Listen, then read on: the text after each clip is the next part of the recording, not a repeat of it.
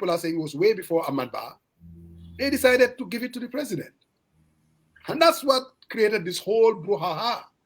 People thought that was just wrong. How can you really do that? And out of that, obviously, the president come and talk about land that was allocated to Mr. Darboe's kids. And that's where we are. And I think it's a good thing that at least we are dealing with an issue that is so important, irrespective of where you stand on the issue. What say you, Pap Samba? Yo, nakangoko gise. Well, Musa, I think it is a critical issue. And that's why when it came home, I say, you know what, I hope this would be the beginning of a very serious look into this issue. It's been a lingering issue in that country. If there is one thing that has really taken our country backwards, is this culture of whom you know and not what you know. Mm-hmm.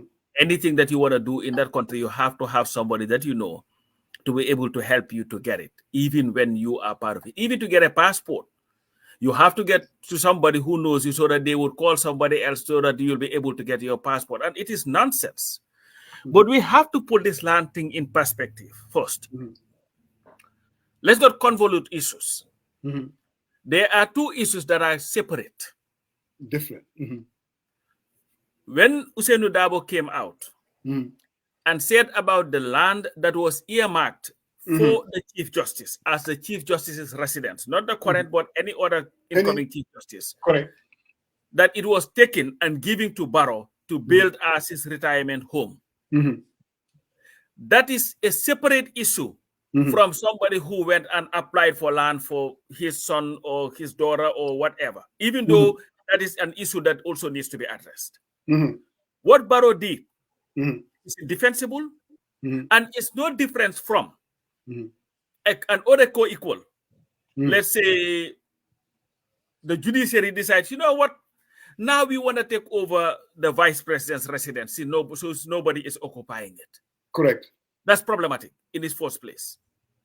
And to me, Barrow's explanation that if you show me a title deed, now this is the custodian of all deeds in the Gambia, a title deed that says that it belongs to the Chief Justice, then I would give up the land. That is the biggest nonsense.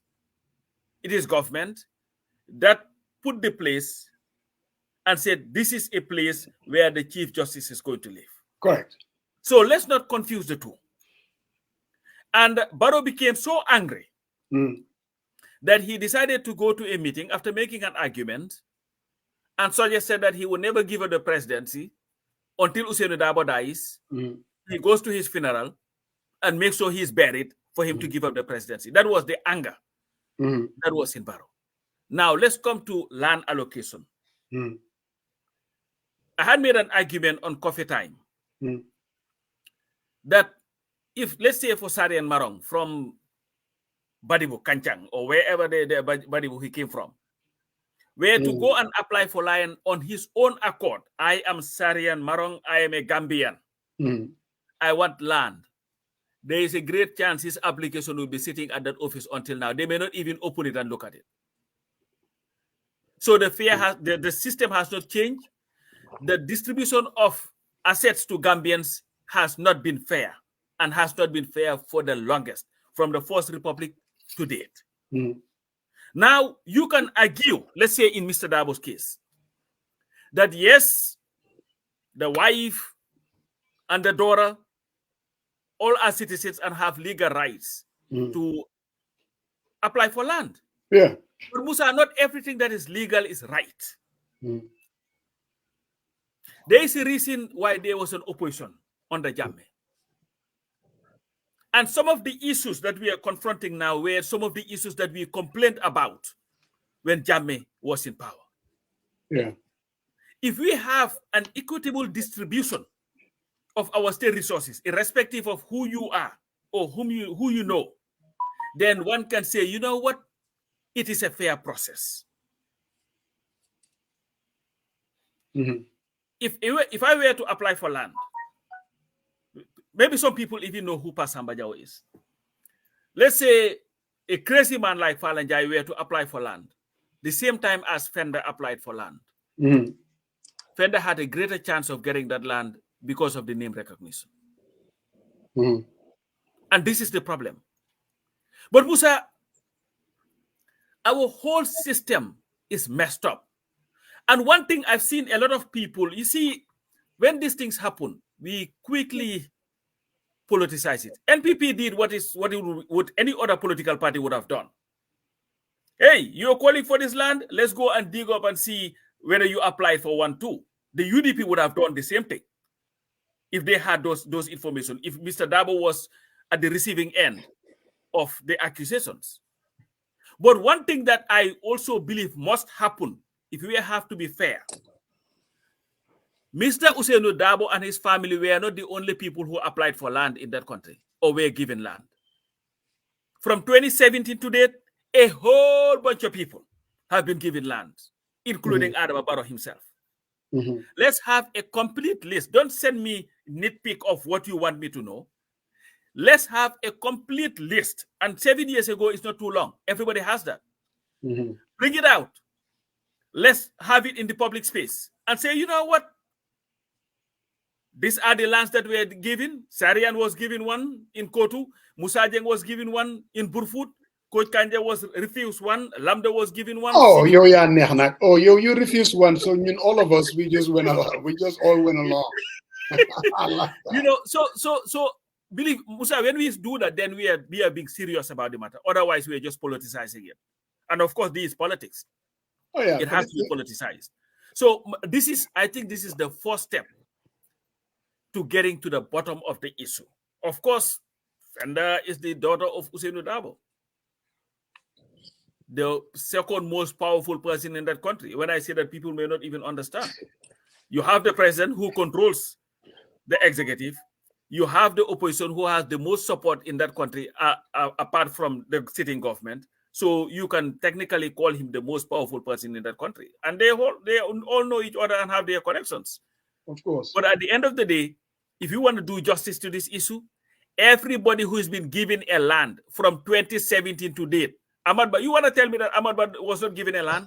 I'm sure, yes. So to have an Ahmad who hired his son, went to the National Assembly, was questioned about it and said, are you trying to discriminate? But is he not a Gambian? That was his argument. So if you're UDP, and this information is coming from Ahmad's ministry, the information maybe the UDP should be asking him, are you trying to discriminate against Fenda? Isn't he a Gambian? But you see, that's the issue. That's the argument that they're making, though. This is the argument. Ahmad made that argument at the National Assembly. He rebuffed them and told them to go to hell. Of course, when I was minister. That's what he said. He got his son a job there, a very good job. And when it was questioned, his argument was, are you trying to discriminate against my son? He's a Gambian. He has a right to work. You think if Ahmad's son had applied and you, Musajeng, applied for the same job, they would be giving it to you? Most likely they would not. So, and it brings back me to 2017, the summer of 2017, October. You see, Musa, the many mistakes that we are seeing today, xam nga Olaf dafa ne mu ne la nga xam ne moo tas sëy mu ne lu tas sëy Olaf ne lu tas sëy konkongoon na sa ngoroga ñu ignore all the issues that we are having now. We are rearing their ugly head during the first days or the first year of Barrow's administration, and nobody wanted to hear about it. Did you remember the press release that Sehu Mbalo, when he posted something on the 28th of October 2017, claimed that it was written by Alkali Conte? When they went after Halifa Sallah because he had the audacity to say that there was no system change? Do you remember that? Yeah. Yeah, to them, the system had changed. I used to remember my friend, Joey Goswell, would be writing and talking about the system has changed. Now the judiciary is saying the system has changed. Now, all of a sudden, if you talk to Joey, he will be singing a different tune. And this is the problem. We accepted so many nonsense happening in the guise of he's our friend or let's give him a chance. And now whatever we agreed to then is coming to bite us. But I think the land issue needs to be addressed. But to address it, let's address it holistically. Let's not just only focus on Mr. Darboe applied for 5 land. We want to know everybody else who was given a land. That way, we'll start and seeing who is clean among us and who is not, or how to mitigate that problem. They should all return it. Because the law is, if you own a land, you are not eligible to be given one. But Nguri said I'm going to let my brother come in. It's the last statement, but they should audit on it. I kind of have issues with that. But Brother Maron, I'm not going to. Yeah, I mean, thank you very much, Musa and Coach, for highlighting this land issue. And for the record, I think we keep going back 2017, and I really don't think this land application by Fenda, particularly Darboe's family, particularly Fenda and the wife, took place in 2017. It did not. No, sorry, I'm not talking about that. It happened in 2017. All I'm saying, Moy, most of these issues were rearing their ugly heads in 2017. What I'm saying, Moy, from 2017 to date, since Barrow came to power, we want to see a whole list of who was giving a land in that country, so that it will not be reduced to just our political opponents were giving, but us, let's just keep quiet. No. We know the Bakari Bajis and everybody were giving. I get that. I think one thing I agree with both of you is we are conflating two different issues here. The issue of the land that was earmarked for the Chief Justice that Barrow took, and somehow Barrow going onto a platform and saying, oh, Usainu, I mean, I listened to it. Even this morning, I went out there and listened to every word that he said. And he said, basically, he's upset that Darboe was going out there and say, if UDP comes into government, we're going to take this land away from you. I think basically that's what he says, and he repeat word for word, and he says, in fact, he referenced Musa Drame as the lands minister by then. And, Darboe called him and said, hey, I'm still out of the government, but I hope you're not going to take this land from my daughter and my wife. This is the exact word. So here is the timeline, because I spoke to people, I spoke to stakeholders on this thing, and I want to set the record straight for every Gambian, and it's incumbent. Issues like this of political importance, where it is polarizing, I think we need to call each other on the carpet. It's okay. If Darboe somehow went out there, got involved, even as a lot of people think, he intervened. I think it needs to be caught on the record. But I think the onus lies on the government to set the record straight, and the journalist, for that matter. So here is the thing. The land application took place in 2019. Musa Drame was not even the Minister of Lands by then. It was Abasanyan. So that is right there. The documentation that was issued was 2022. And I know he said, so how would him reference Musa Drame when Musa Drame was not even the lands minister, right? And there is another thing too. 2017, who was the lands minister then when the coalition came into government? Do you guys remember who was the lands minister? Diba, Lamin Diba. Lamin Diba, but Lamin Diba was an executive member. So there you go. They did not wait. They wait. During that time, Lamin Diba had a very good relationship with the Darboe family, part of UDP. If there is some sort of a backdoor dealing, it could have been easier since they have an executive member running that ministry to go get the land. I mean, the thing is, if you talk to people need to be open-minded and do their own research and get to the bottom of this. This land issue is important. And it's the tip of the iceberg. Because you know what? Jammeh has 300 and something plot of land and properties. Still yet. We don't know who buys them. We don't know who was given to. These are critical. And besides, when we were discussing this land issue, there was a list that came out at the same time. It has state ministers on it, but also it has the name of a wife of a prominent minister who was allocated the land. But you know what? The conversation got lost. The fanfare was up high. This was about UDP, MPP, 6 and 9. It's not about 6 and 9 here. It's about what happened. And we need to get to the bottom of it. And this whole thing about Ahmad said you're discriminating. Well, Fenda is a young woman. The reason why this get attraction is because her dad is Usainu Darboe. Let's get that all out here and on the street and make sure we all acknowledge that. I benefited from this government layout land. I applied on it and I got it. Am I going to be guilty about it? Maybe Father Most, you too get it. Maybe a lot of other people did. This has been in place for a very, very long time. It happens in the Western world, right? I mean, government is their role sometimes to make a home affordable, right? So it's real. So I think the whole thing, this has nothing, and for God's sake, this has nothing to say, oh, I'm here sticking up for. No, I've seen a trend here whereby we tend to mix apples and oranges. This man, the president, before he came to power, and 2021, on his declaration, he has a lot of land. He has almost $270 million in his bank account before. So I think the focus, and one person I talked to, he says, you know what? You'll be surprised when we go into, especially this land allocation after Jammeh left, all the lands that have been taken away from Jammeh. And I think the focus the scrutiny should be there. But the scrutiny just should not mirror just between Darboe and Barrow. It should be more than that. I agree, there should be a system.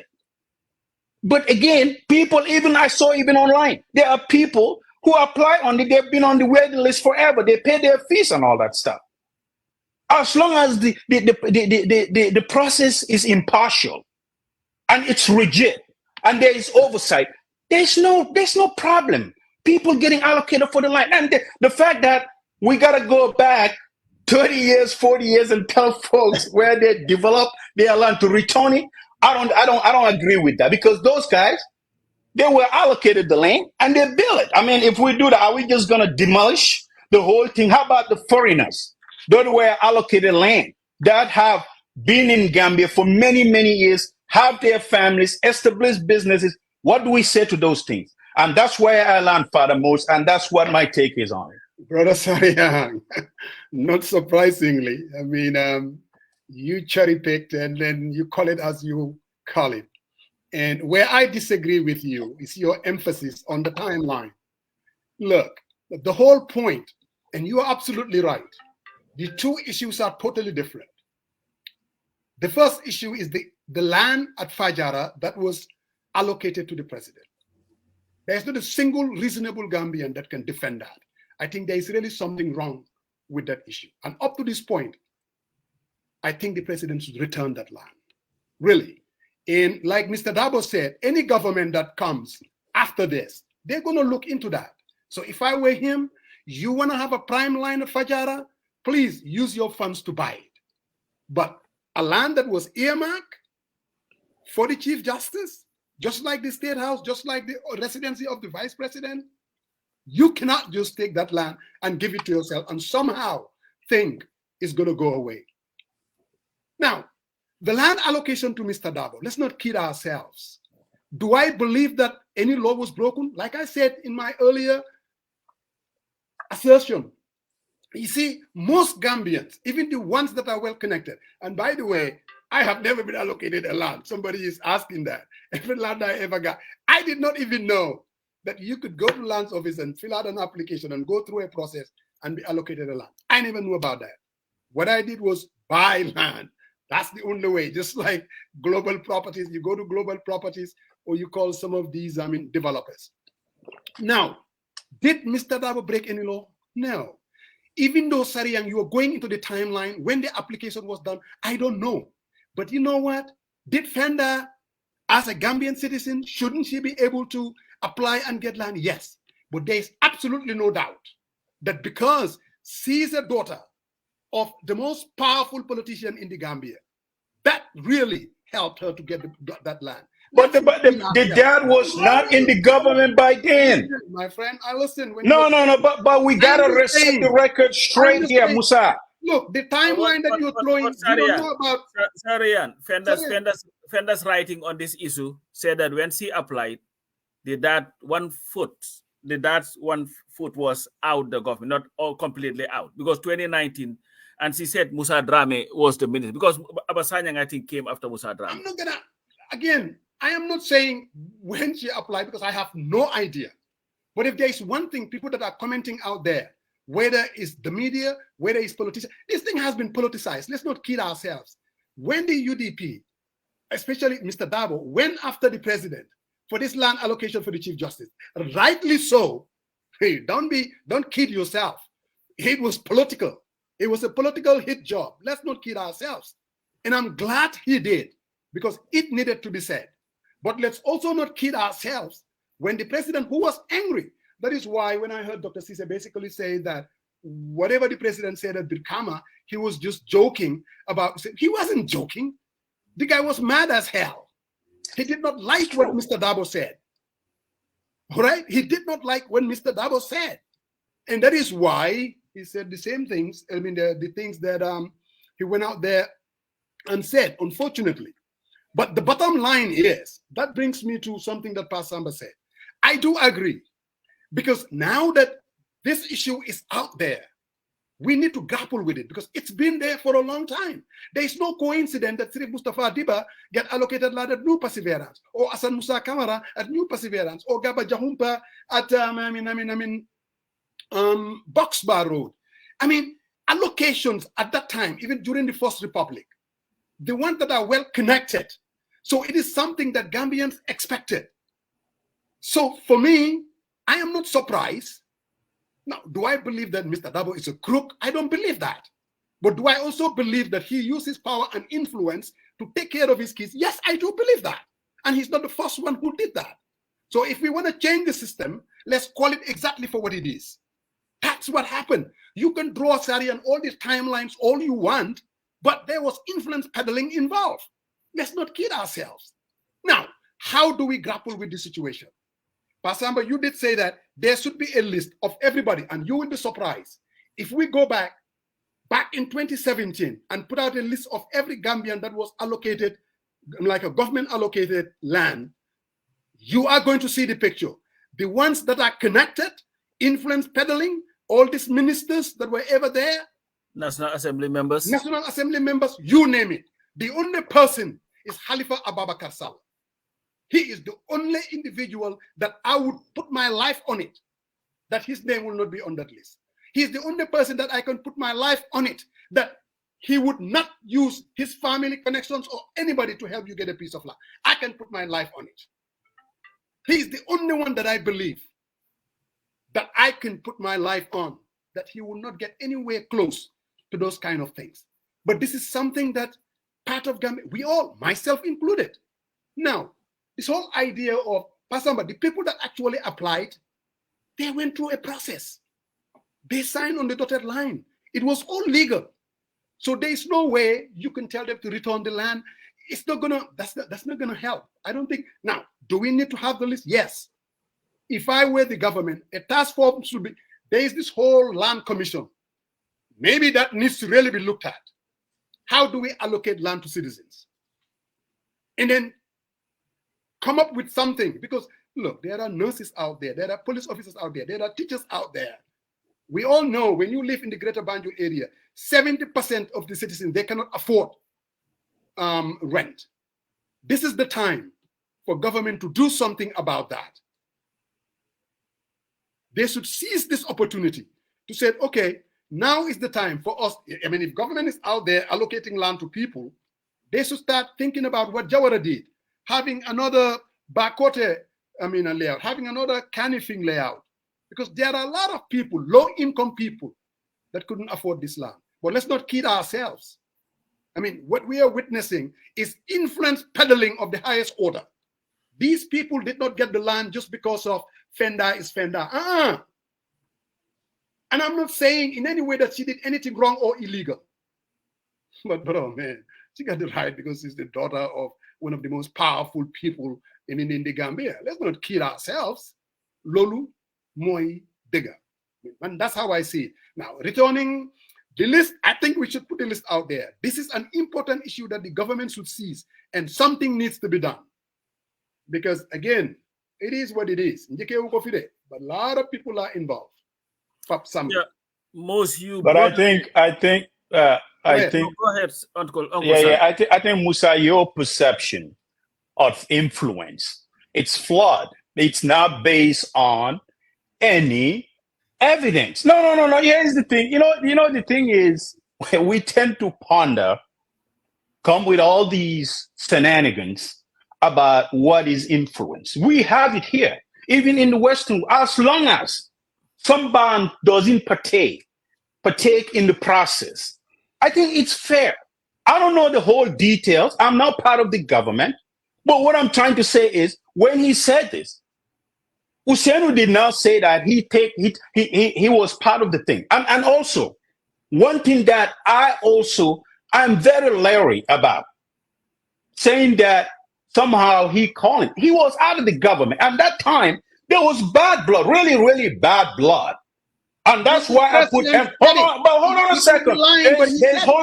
There is bad blood. I don't know.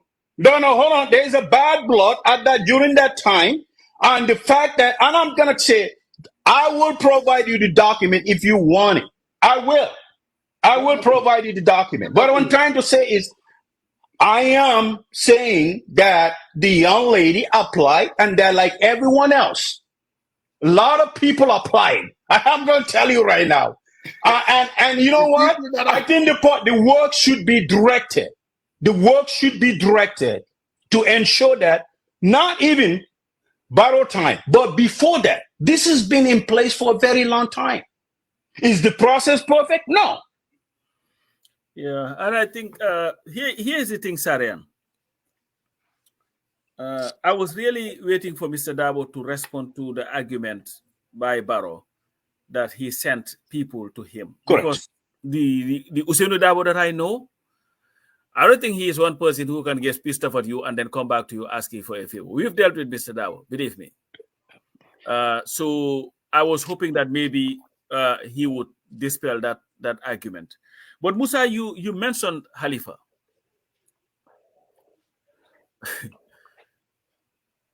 You see, when these issues happen, they try to bring other names, because I've seen people, in fact, write some SR Kambi that Khalifa Sallah was giving scholarships by the Gambia government to go and study, that it was social welfare that gave him scholarship. Now, when it comes to Khalifa, I can authoritatively come to his defense on this matter. Khalifa Sallah had never received any scholarships from the Gambia government or any institution associated with the Gambia government. In fact, when Khalifa left the Gambia around 69, 70, he was about 17 years old. To come to the United States, he went to Robin Gap School in Georgia, high school. That's where he finished his high school, from St. Augustine's High School. Then from there, he went to the School of the Ozarks, where he had his undergraduate, and then went on to enroll at Howard University on a joint master's PhD program on international relations. When he went back to the Gambia in 1977 was when he applied his first contact with social welfare, applied at the Department of Social Welfare to work there. So he was never giving any scholarships. And when they were giving out land as National Assembly members, twice, he refused one under the Second Republic, the other under this one, he refused it. Exactly. He would not take it. But I just wanted to make that clear because sometimes no, Coach, are you responding to because I saw someone wrote this thing. Okay, that's what I thought. All right, go ahead. Go ahead. So I just wanted to. I didn't put any weight into that, but I just wanted to make that clear that he had never received a single penny from the guy. And if you deal with the guy himself, even his biggest detractors will tell you that. If you're talking about content, you're talking about him. I don't think he would want anything from the government. But like we say, we can talk about these issues, timelines, defense, and all this stuff.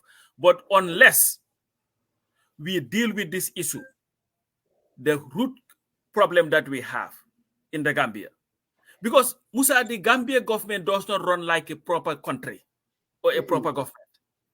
Everything is transactional.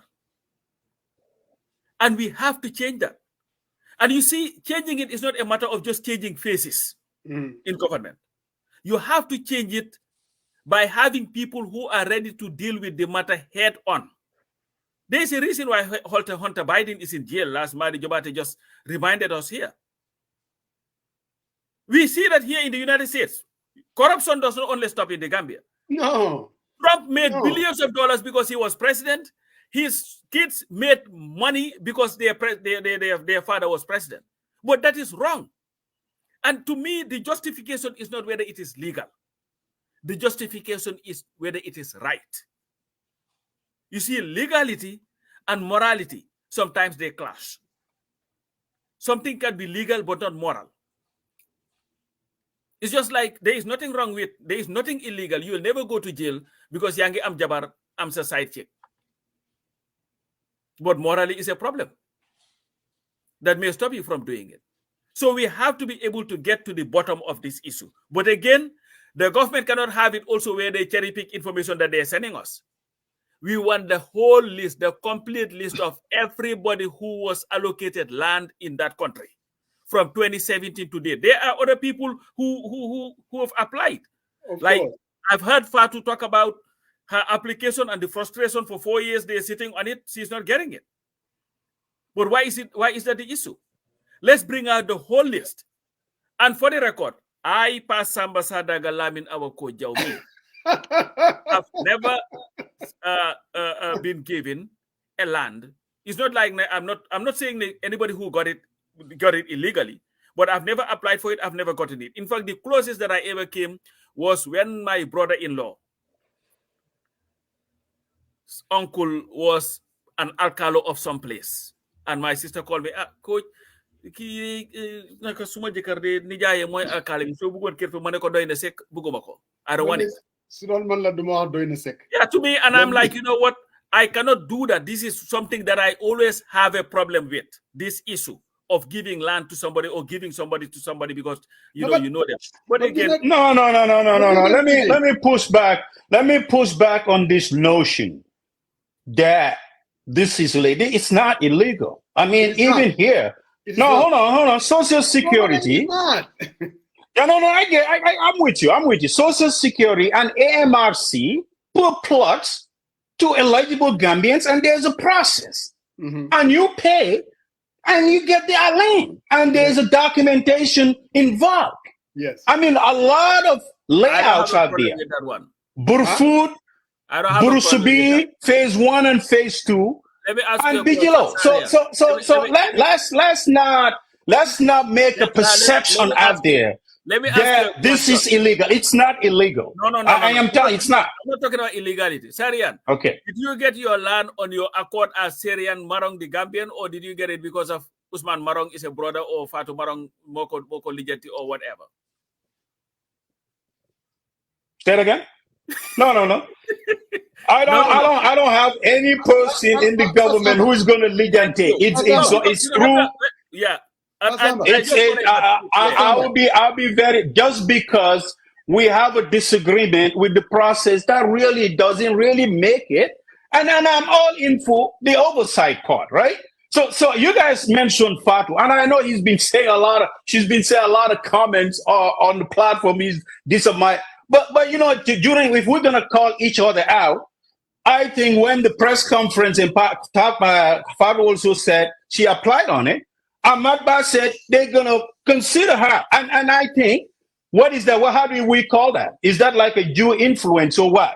I mean, she said it on. No, what Ahmad said was that they're going to consider all the media houses that have applied, because then he quoted that there is a place, I think, in Nigeria where they set aside for the media. So all the media, this thing. I have a problem with even the government giving the media anything, because at the end of the day, no, they can't. But I think I don't have a but. What I'm trying to say is I think the process, if Fatu put her name in there, or the media person put her, they go through, they have a criteria, and she met the criteria and she paid her fee.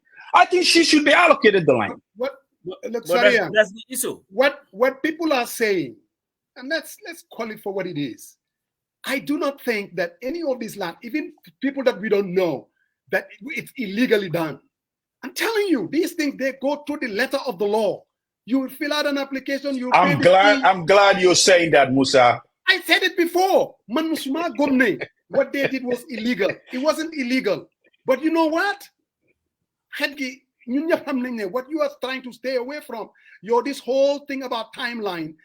There was no influence peddling involved. Come on now. There was. No. Hold on a second. You tend to, hold on. Here we go again. Okay. The rationale behind the timeline argument. It wasn't done before. I mean, that's neither here nor there. What people are saying, they look at the situation. Mr. Darboe hasn't done anything wrong or anything illegal. Now, politically, one could look at it and say, your judgment needs to be questioned. Politically. That I agree, Musa. Huh? That I agree. I agree. This is politics of the highest order. This is not about morality. It is not about, because we know the man for the past 20-something years. His character cannot be stained. I'm telling you, as far as I'm concerned, I respect him immensely. But look, do I believe that there was influence peddling involved? Yes, I do. I really do. I mean, did he break any law? I'm not in a position to say that. But sorry, we're in the gut. Pastor, keep going. Something happened to my computer. No, you live in Atlanta. When you live in a third world Nagaratuda city, that's what happens. So then Affair said, because people are commenting on the sidelines. All we are saying is the UDP and Mr. Darboe, when they got this news that the land that was earmarked for the Chief Justice, Barrow is taking it himself. Actually, Malik just questioned it. It was not earmarked. It's already built. I called somebody. In fact, the Ghanaian. No, that's true. That's true, Musa. That's true. Yes. I said that I used to, but maybe earmark is the wrong word to use. No. It was built. Yes, it was built. Let's just say that Barrow took the Chief Justice's residence. That's what he said. Somebody convinced him, or he convinced himself. Obviously, a prime land for your retirement home, Ganemboka with the elite in Fajara, Ocean Bay. Of course, that's what he did. If I were him now, you know what would be the right thing for me to do is to return it and said, okay, this was a mistake, and walk it back. The other thing that I expect from these parties, there is an issue out there, this land distribution of wealth. If I were the United Democratic Party, because this involves Mr. Darboe and his family. Yes, he has already taken responsibility. We heard him in Spain and what he said. What I want to hear from the United Democratic Party is this is going to be our solution with this land issue. Based on this is the policy that we're going to enact. This is what we intend to do. This is how we are going to, because of this problem, this is what the UDP policy is going to be. Because for me, forget about allocating land already. There's nothing you can do about it. Absolutely zilch. You will never be able to take it back. Okay, Musa. Yes, here's the thing. We can go round robin on this. And I'm glad for the record. I mean, you said a lot of things like the land, there was a building on it. That's true. It was, right? But the fact of the matter is, I think where I agree on you, the implied of impartiality, the timing of Darboe being part of the government, and court said, Barrow said, Darboe called him And I haven't seen Darboe's respond to those. Send somebody to him. Send somebody to him. Right, send somebody. He needs to come out and clear that. Because you see, here's the thing. If you sit there and let this rumor fester and it gets spin, I think the onus lies on him to come and set the record straight. And now I will even not do it. I'll do more. I will put all my, property thing. And I know he did that. He said he's challenging the government to go back from 2017 up to do another commission. But I think it would not. I will not wait for that. I will go ahead and produce all my documents and say, because you have to set the right tone. People questioning the impartiality, his involvement, I think that is very, very fair. I am not saying that is not, people should not discuss that. That's not. And I think it's also important upon him to come out and say, hey, what Mr. Barrow alleges at the Brikama rally, saying that I sent someone to him, whether it's true or not, he needs to come in there and convince the public. And I think that's what. Huh? Let me say this, Bilal. I hear you. I talked with Demba, we talked about it, Manma Pasamba, the political nature and what the president said. I can, like Pasamba said, most likely Darboe did not do that. But you see, in politics, we even talked about Usman Sonko when he said, with what's his name? His opponent, huh? Amadou Ba. Amadou Ba. Amadou Ba, there was this lot of money. Amadou Ba bugo ko jël mu ne ko mané tek ko fele. We all know he was being political. I don't think the story was true, but that's what politicians do. They see an opening. Mr. Darboe muna ñew mu génné fi lu nekk and counter said man musuma ko sen ken. It's like he said. I don't think that's going to do anything to the issue. Seriously, is it going to help him politically? People like Nyunga Hamne then believe in Mr. Darboe. Whatever Mr. Darboe said is golden. Nyunga Hamne, they have issue with Mr. Darboe. Whatever Barrow said is golden. So that's where you're going to find yourself. For Mr. Darboe to go back and forth, man yoni umoko, the issue is this. Mr. Darboe has taken responsibility. Yes, my daughter, 2 kids, applied for 3 land that was given to me. Plain and simple. People believe influence peddling was involved. He's saying that as citizens, they have every right. Both of them can be true. It's not mutually exclusive. Yes, there was nothing illegal. But yes, some people are going to look at it and say politically, look, that is not what we were fighting for come 2017. We wanted to change the system. We want a transformational leader who will bring about a new way of doing business. And I'm saying this is an opportune moment for political parties because, look, system B is rotten. We know it. What happened to Mr. Darboe could happen to me, man. I believe that. Sumafinekon Minister of Local Government and Lands, the people that are going to call me are family members. Pasamba, then I'll take care of you. Oh, no. Musa, here is the thing about it. You making this sound as that, and that is not what this process is about. You see what I'm saying? No, it's not about hooking somebody up and all that. That's what we're not talking about. Hold on a sec. I think this is where I have issues with. I don't want for people to be hooking each other up. Any Gambian who is, hold on a sec. But you said something. Let me respond, and that way I think I agree with most of your point up to this point.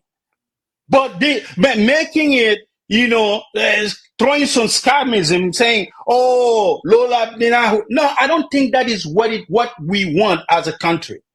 We want to make land that is prime land, a land that is demarcated by the government, a layout that they can put out to Gambians who has never acquired a land before, and have a rigorous process, a vetting process."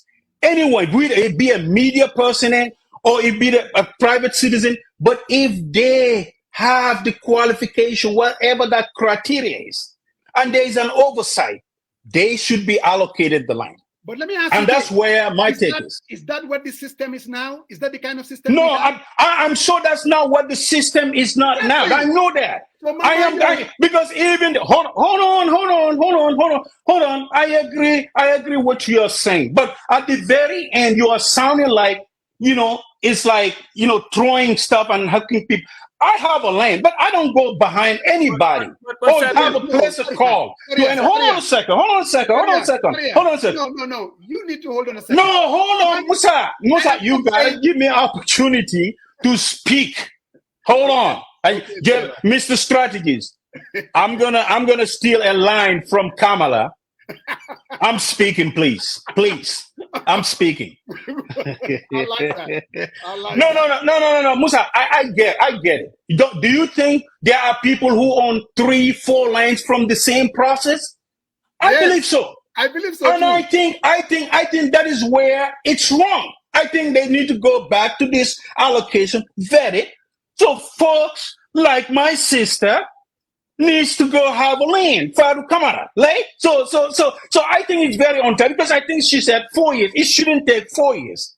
As a bona fide Gambian who has been out there, who has a media house, she should, if she has every qualification, she should be allocated the land, right? So I think while others are having 3-4 in different layout, some people are putting their wife, a sitting minister, putting their wife on the list. It's all there. I think that's where the list needs to be corrected and taking it, because it's what the requirements is: one land, one person. You will be allotted a land if you don't have one before. I think that's the qualification. And I think we need to go by that. That's what my argument is. So the whole thing about your argument, but I know what I'm talking about. I am pushing back. Yes, Fenda is entitled, but I also felt that Fenda should not have more than one land. I really believe that. And like me, like Musa and Coach somebody, like everyone else. That's where my argument is. And sorry, and I think you are arguing both sides and without even knowing it. Because first off, you started with saying you're acting like this system, they're just hooking up each other. But that's what they're doing. That's what they're doing. There are some who would get it legitimately. Don't generalize, Coach. Not everyone is corrupt in Gambia. Not everyone. Okay. Okay, all right. Let me ask you a question. Can you sit here and vouch for the process that is happening at the Department of Lands in the allocation of land, that it is done? Absolutely not. I would not even try it. I would not even try it. That's why I said you argued both sides of it. But you know, here's the thing though, Coach. Minister of lands don't allocate these lands. When it goes in there, it goes through. So for instance, Social Security and AMRC. Hold on a second. In fact, even during my time, Talib's mom was the lawyer for AMRC and Social Security. You go to her, you pay the fee, she processes it. I've never stepped my foot. Okay. But I think the one. Hold on a second. But now here's the thing. Is this these Musa were lands that were repossessed? Banks own it. Gambia Commercial Bank. They created an entity called AMRC and they put it out there selling it. That's Ute. Social Security man, I bought and here goes. That's where I acquire my land for people. Hold on, Musa. I'm glad that you differentiate that, because I think a lot of people are mix apples and oranges. APRC. Sarian, AMRC was not even created by APRC. This was Taimi Jawara. No, it wasn't. And Silabai Salah was the first chair. And this was after the ERP and all that, when they dismantled Gambia Commercial and Development Bank and realized the loans that were taken, and this was their recovery of loans taking. Of land. Yeah. So the issue here, Sari and Boy, you might have, listen, in every corrupt system, there will be people who can go through the proper channels to get what they get. It becomes corrupted and unfair. People get influenced and get more than they are supposed to get. That's just what it is. I can guarantee you. Forget about I think Musa is onto something. Musa, I'm giving you the floor. I want you to explain, because here's the thing. This is good that we're having this conversation. Hold on a second. I get what you are getting at. The land sold by AMRC, Social Security, and lands issue. I think it's very important for all to differentiate and have a clear understanding of what the process are those. I have an understanding. I'm not an expert on it. And maybe there's a gentleman who wrote something. I think it's a UDP supporter, Lamin Koma. I mean, he used to be at physical planning. Maybe next week we need somebody like that. Go hamna limowa. then he can explain what the law is. Yeah. Now, AMRC, like Pastor Samba said, Commercial and Development Bank, there were a lot of people that owe them some money. They went and took their possess of the land and then create this entity called AMRC, assets that they were selling to individuals. Social Security, man, one time, this was about 10 years ago, they were selling land to Gambians living in the diaspora. They were selling in the Burusubi area, $5,000, $6,000. I bought one of those. You have this other one that every Gambian, you can fill out an application and go through a process through Ministry of Local Government and Lands. Like everything else in the Gambia, bro, if you are not able to make a phone call and you have connections, wallahi, like this, I'm just going to give an example. This nephew of mine, when I went home and I wanted to apply for electricity, you know, whenever I know this guy, I'm not going to do any of that. That's not to say I'm not a corrupt person now. I'm just being honest. We went and said, no, man, I want to do it the right way. I want to fill out an application, pay the fees, and blah, blah, blah. And I did all that. My uncle, so for me, I got it. That's exactly what he told me. Most Gambians understand these things. And you know what is, for almost 24 months, Form B is not even moving. And I paid all the fees. What does that tell you? The process. There is a process. There's all legalities. They put everything on paper. You will fill out an application form. But bro, if you don't know somebody, it's not going to work.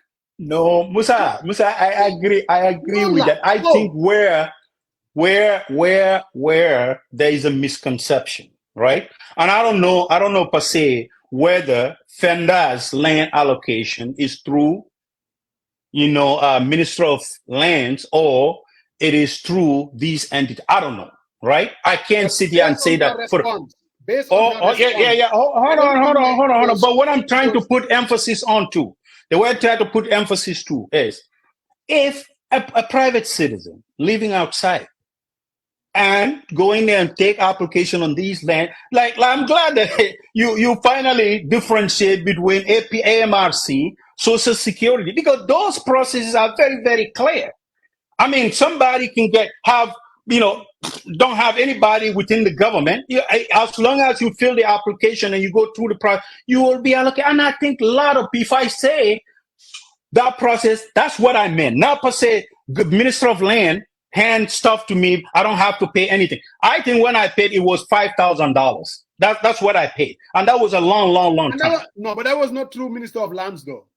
No, I know. That's what I'm through AMRC, but that was a long time ago. That's it. You purchase it. Yeah. I'm going to No, I see my brother. My brother Del says, Saria, you should not take it. You should return. I think people don't understand the different entities. Did you apply? My question to you was to help you to take that clarity. No, go ahead. So here is the...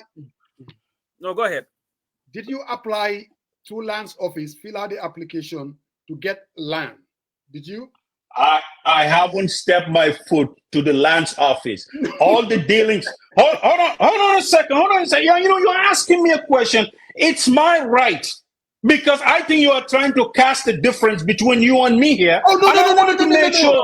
Hold on. I have the right. If I sit here, hold on a second, Musa, give me an opportunity to respond. I haven't set my foot at the Lands Office. All the process that has been taking place take place at AMRC office, and that's where I did all my things. You bought that, so that is different from these allocations that government does. I was just asking for clarification. So that's what it is. And Ami Bensouda was the lawyer who processed the paperwork. Sadia, you are convoluting two issues. What you did was you bought land. I am not convoluting two issues. I know exactly where I'm going with this issue. Trust me. So, hold on. AMRC, they were selling land that government acquired from people who were debtors of the government. Yes. And they were selling it. You bought yours, 5,000. Yes. If you are applying for land from the government, you may not even pay $5,000. No, but I paid mine. I'm just responding. Musa, here's the thing. I am not. I don't need to prove nothing to nobody. That's what I'm trying to say. The fact is, hold on a second. I seen comments thinking that someone. I went to the lands of it. I was never in my entire life being here for 30 good years. Hold on. But you're not reading the comments on. I'm responding and I'm on a platform. I need to make sure for the record, I have never stepped my foot to the lands office, never talked to a lands minister, never went behind to talk to a minister or some type of government official to exert his influence to give a land to a Badibunka man. What the Badibunka man acquire is through hustle. And I want to make sure that's for the record. So that's why I said, Mr. You're mixing two things. There are good, honest Gambians. They fill out this application, went to the lands office and speak to other people in order to facilitate or expedite certain applications. None of these are all corrupt, bad people. I mean, don't get me wrong. All we are saying is the way the system be nimfatajo, and almost 95% of us will go along with that system. I agree with you, Musa. There is absolutely no disagree. What I think what people are getting confused. And I'm just letting you, I don't think you guys keep saying, I'm not convoluting any issues here. I'm not. What I'm trying to say, I think people are confused between the land allocated by the government, whereby you don't pay more than $500, and the lands that there is an open and transparent process by either AMRC or Social Security, where Gambians of all lives come in and bid on it. Okay, can I say something, Sarian? Sure. If Fender had bought her land from AMRC, we would not be having this conversation. No, I don't think so. That is outside of. This is what I don't know. Yeah, so that's what I'm saying. That your issue should not even come up in this conversation. No. They're selling land. You have your $5,000. You went and bought your land, whatever it is. Like, let me tell you, my uncle, my dad's brother, his house, a big house. I'm still pissed off at that. 2-line houses. The government took it from him and sold it for $19,000. This was in 1986. It was bought by Musukeba because of he owed the Gambia government some money, about $15,000. So those are two different issues. If anybody had gone to AMRC and say, "Yan land gen ampul jeda ñu ñi ñaata ngeen ko jaay mu ne nanga ma fay form bi fay xaalis bi," I bought that. Nobody gave it to what government does. The land allocation is charity. You come, I need a land, okay. You find amulo ben land jox nañ la land bi demal nga def lu la ne. That's a different thing. It's different from there was a time when Musa was still younger, when they used to give you hair, you go to any village, just pay it as far wherever. No. I agree with that wholeheartedly. I think we are all beating about everything else because we are so sensational about the current trends of affairs. What I'm trying to say, I agree. The land issue, if Fender got the land through land's office, and she hasn't paid, I would not take that. And one reason is because first, my position and how the public is going to see it. And I think also, but it was from the land's office. No, that's what I'm saying. That I wasn't clear on. That's what I'm trying to say. That's what I'm saying, because you had according to what she wrote on her page. Okay. She got it through the land's office. No, Fender, it was not Fender made it very clear. Mr. Darboe made it very clear. It was very clear. These were applications. So there was no dispute, whether from Mr. Darboe or from Fender. The legality, very clear. It's outside of the window. There was nothing that they did that was illegal. Now, obviously, we don't know. Yeah, Musa. I think here is the thing. Let me finish my thought. Nobody is pointing fingers at what she did was illegal. All we are saying now, the reason why we are discussing it, it's because the politics of it. That's what it is. No, that's true. Smell right. That's true. There is a reason why the government wanted to roll it out there, because they were being very defensive, because the president is caught with his pants down. You know what I mean? He's taking a land worth billions. And he's like, Del Alexandra is saying that, you know what, his argument was based on, because you said allocated. So that's where you confuse everybody. But when you go and say that you bought it from AMRC, that's a different thing. But no. Here's Musa. Here is the thing. So the constitution that President Barrow, Mr. Darboe allowed, saying that, hey, by the constitution, every person of a Gambian citizen shall have one land allocated, right? Not more than. If she has, that is just through the lands office, correct? Is that what we're saying? Coach, and you can help me out here. Let me say this. When the government is allocating land, they cannot give more than one land to an individual. And if you've already acquired land, because the spirit of that provision is that if Musa Jeng, who is from Kawur, wherever, cannot afford land, then he would be giving an opportunity to own one. But Sarian, who has the money to buy one from AMRC, cannot also turn around and go to the government and say, "Aw madara jox ma bena." So that is the object of the whole law. So meaning that if you have, and this is why I want the list. My list is not only to expose those who got land, but those who got more than one, they would have broken the law if they had done that. Because the law is very clear. You cannot acquire a land if you already own one. And I think, in fact, even the argument, the jurisdictional argument itself, it says owned one. So you cannot have a house in Atlanta and then go to DC, go to Gambia and act like you could not afford land, because it's the reason. It's the house. But I think that's a little bit different. Let's say, for instance, I think that would be a little bit different as far as the spirit of the law is concerned. Man, I do believe, my understanding, even if you were never allocated land, you went to AMRC, Sariang, and you bought one. I bought one from Social Security. If I do not qualify, if I were to go and apply for a piece of land, they shouldn't consider me. They should not, because you've already had one. Because I already have one. The whole everybody idea has the opportunity to own one. It all comes down to, bro, the distribution of. I get that. I get that. Here is the issue that we are also not focusing on. Most of these real estate companies, are being given vast lands, to develop by communities, approved by the government. All right, and these people will turn around, develop those lands, and sell it to poor Gambians for hundreds of thousands of dollars. That itself should not be right. So this is why, I don't know about that. There's a totally different conversation.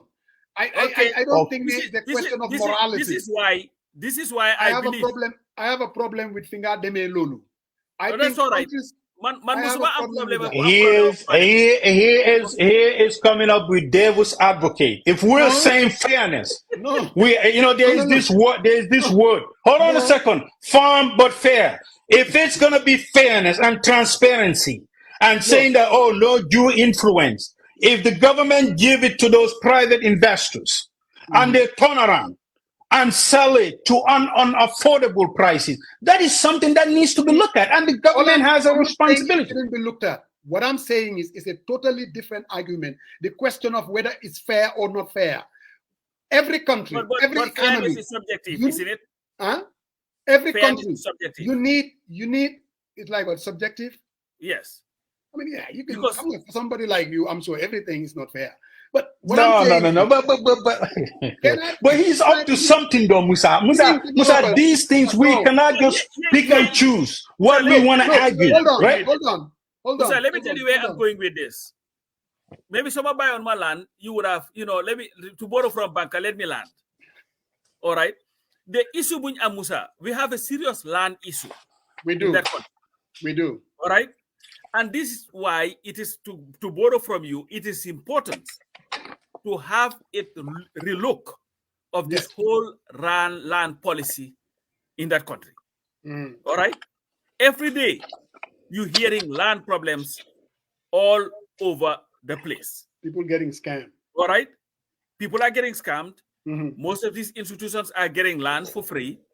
Yangona Salmani, what is the process? What is the legal process that must be followed to make sure the businessman should be able to get this much land to develop and all that? Because these are all things that need to be looked at.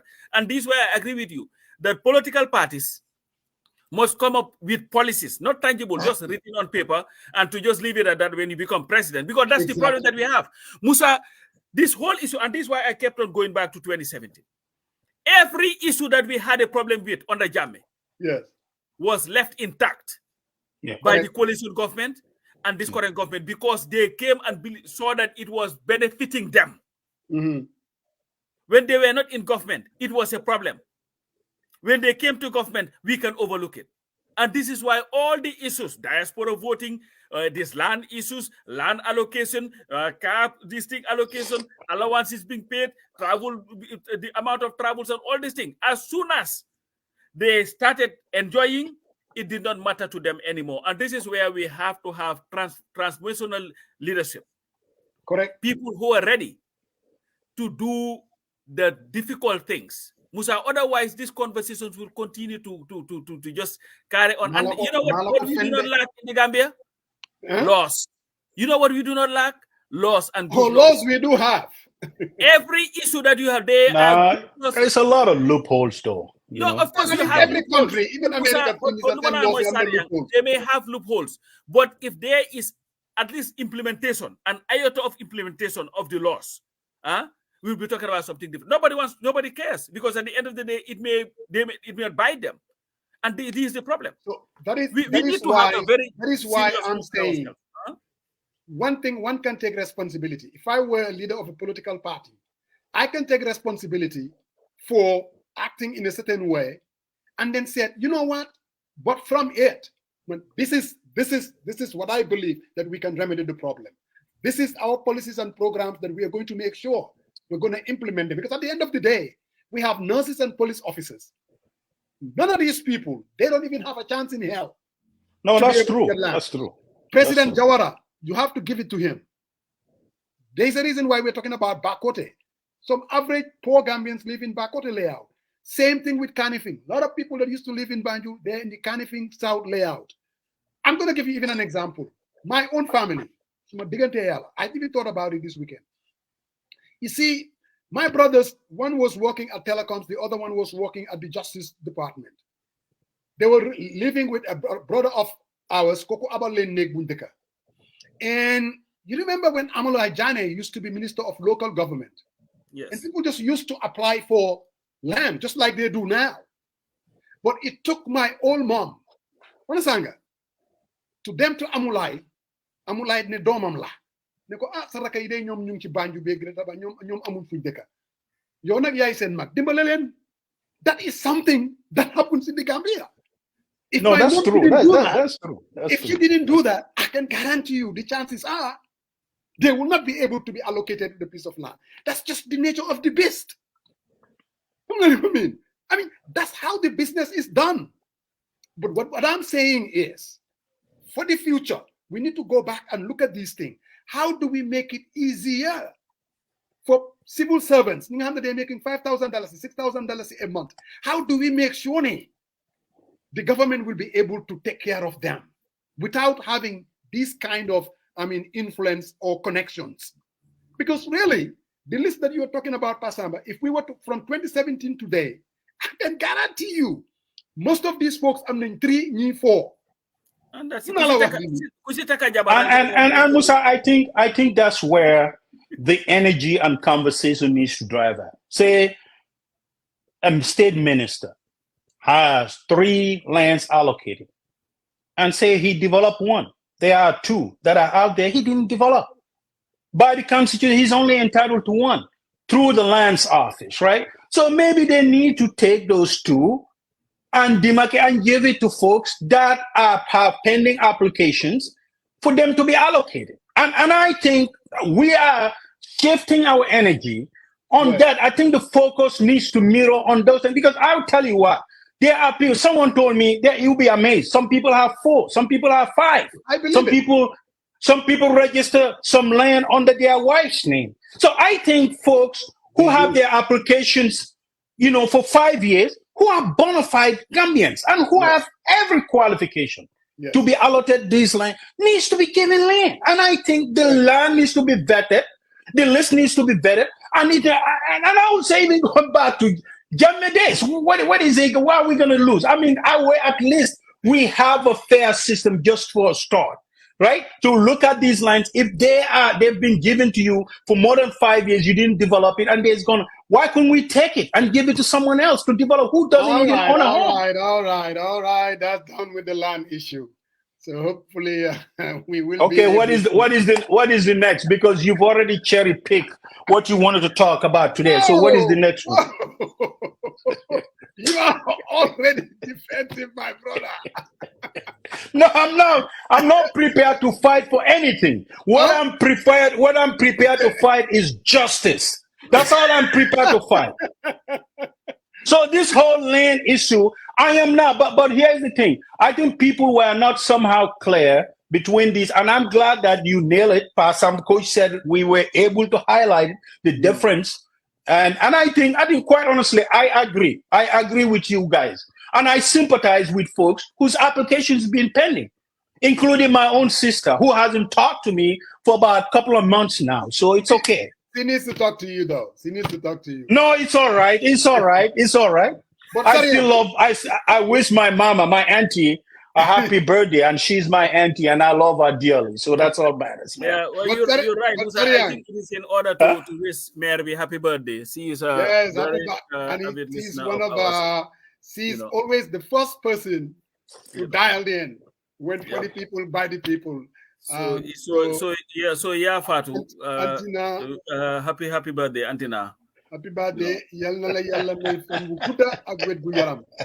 Nga fekke sa njaboot gi ak sa great grandchildren. Si daraja yont Yalla Muhammad. Yalla mi nga xamne dara teewu ko Yalla dina ko def bu sobe Yalla. Thank you very much. To also Auntie Ma, happy birthday, Auntie Ma. But Pasamba, I want to wish my Jame, who is Borom Kani Spice. Borom Kani Spice, a very okay, now you come closer to your Pasamba because people are the other. I want to thank Tukulor too. You know, we had this storm and all that, and wake up in the morning and Tukulor left me a message because the storm was in Savannah, so she associated with my Savannah, and she was very concerned. Thank you, Tukulor, for looking out for me. Now I know you like me more than you like Pasamba. Publicly, you said it differently, but now you do care, and I thank you. You know, I live in the nation's capital. Everything is taken care of, so they don't have the villages. Why Pasamba? But before you go to that, I just wanted to take this opportunity to invite. I know last week it was that had their AGM in Spain, where we will go to. My guys, the People's Democratic Organization for Independence and Socialism. Though you will be having the European branch will be having their AGM in London. What is that? What's AGM? Annual General Meeting. A lot of people don't know. So don't go acronym. So why are you cutting me? Here I am on trying to explain, and then of course you have to come. But anyway, that's what he does, Coach. Go ahead. Yeah, it's happening on the 21st of September, and it would be at the address is Bakentine Hall Community Center, 12 the quarter deck London. How do you name a place? The quarter deck. London E148S1. So, 21st. So, if you're Doi and live in Europe, go and listen to the guy, Ababakar.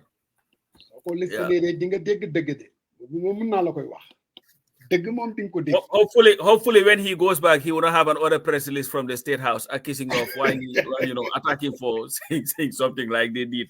So when you guys vote for me, I know the people that I'm gonna Sariang will be Minister of Lands, and he will definitely be able to fix the problem. And I just want to be a member of the Human Rights Commission. No, Bugumasa, anything. Let me just be part of the activists. Mama Madi Jabate protest every day. Monday to Malajon ministerial position if you want to achieve your objective. this is the last person that you would want to give that kind of responsibility. But anyway, like the issue that my good old friend is not really, he's like dragging and fighting to get to it. Moidi Post, there was a nice Congress. Was it a Congress or a convention in Spain? It was a convention. Convention. We talked about it last week a little bit. And, we were not able to get a whole lot of information what was going on. And there was a lot of kumbaya. You watch Facebook, it was successful. And to some extent, I think it was. Based on the amount of money that was raised, I saw my homeboy, Sehu Sedili, emceeing the program. And Bob, all the supporters were there. And now, there was a fallout. If you follow Facebook, I mean, there was a serious fallout. And issues were coming all over the place, even up to this morning. And I was reading my good old, what's his name? Boubacar Siddiqui. Everybody has an opinion. There was one that I read, though, Sekou Kamara. I think every UDP supporter should go and read what Sekou said. Seriously. Not only is it helpful to the party, but I think he was able to deal with the issue. Everybody else that I'm hearing is this farfarlo, where you stand as far as the issue is concerned. So Sekou, I definitely, I have to give it to you. I read it just before we came on the program. I was even thinking about maybe bringing you on to kind of espouse on what you were saying, because I seriously believe that is helpful to the party.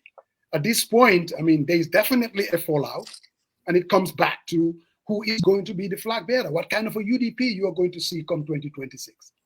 And so before I kind of have my take on it, I want to give the opportunity and the privilege to Brother Maron to give it. I want to hear from Passam. No, it's okay. It's a coach. Coach, go ahead. It's okay. I knew this was gonna come, so I'm very prepared. So, coach, go ahead. I'm sure you are. That's why your preparation. I want to hear it before I just want to start by really congratulating the UDP diaspora leadership, and Boy Chedik and my guy, for organizing what I thought was a very good meeting. And they raised significant amount of money. But you always expect that whenever the UDP meets, right. If there is one thing that you have to give the UDP is the commitment of their membership to their party. They will always put their money where their mouth is. And of course, we saw what came out of the meeting, and started with my boy, Yunus Haidara.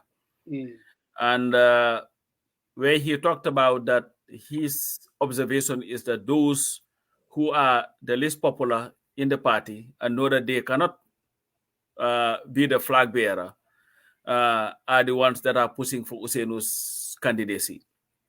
Of course, he went ahead and had a Facebook Live on this issue.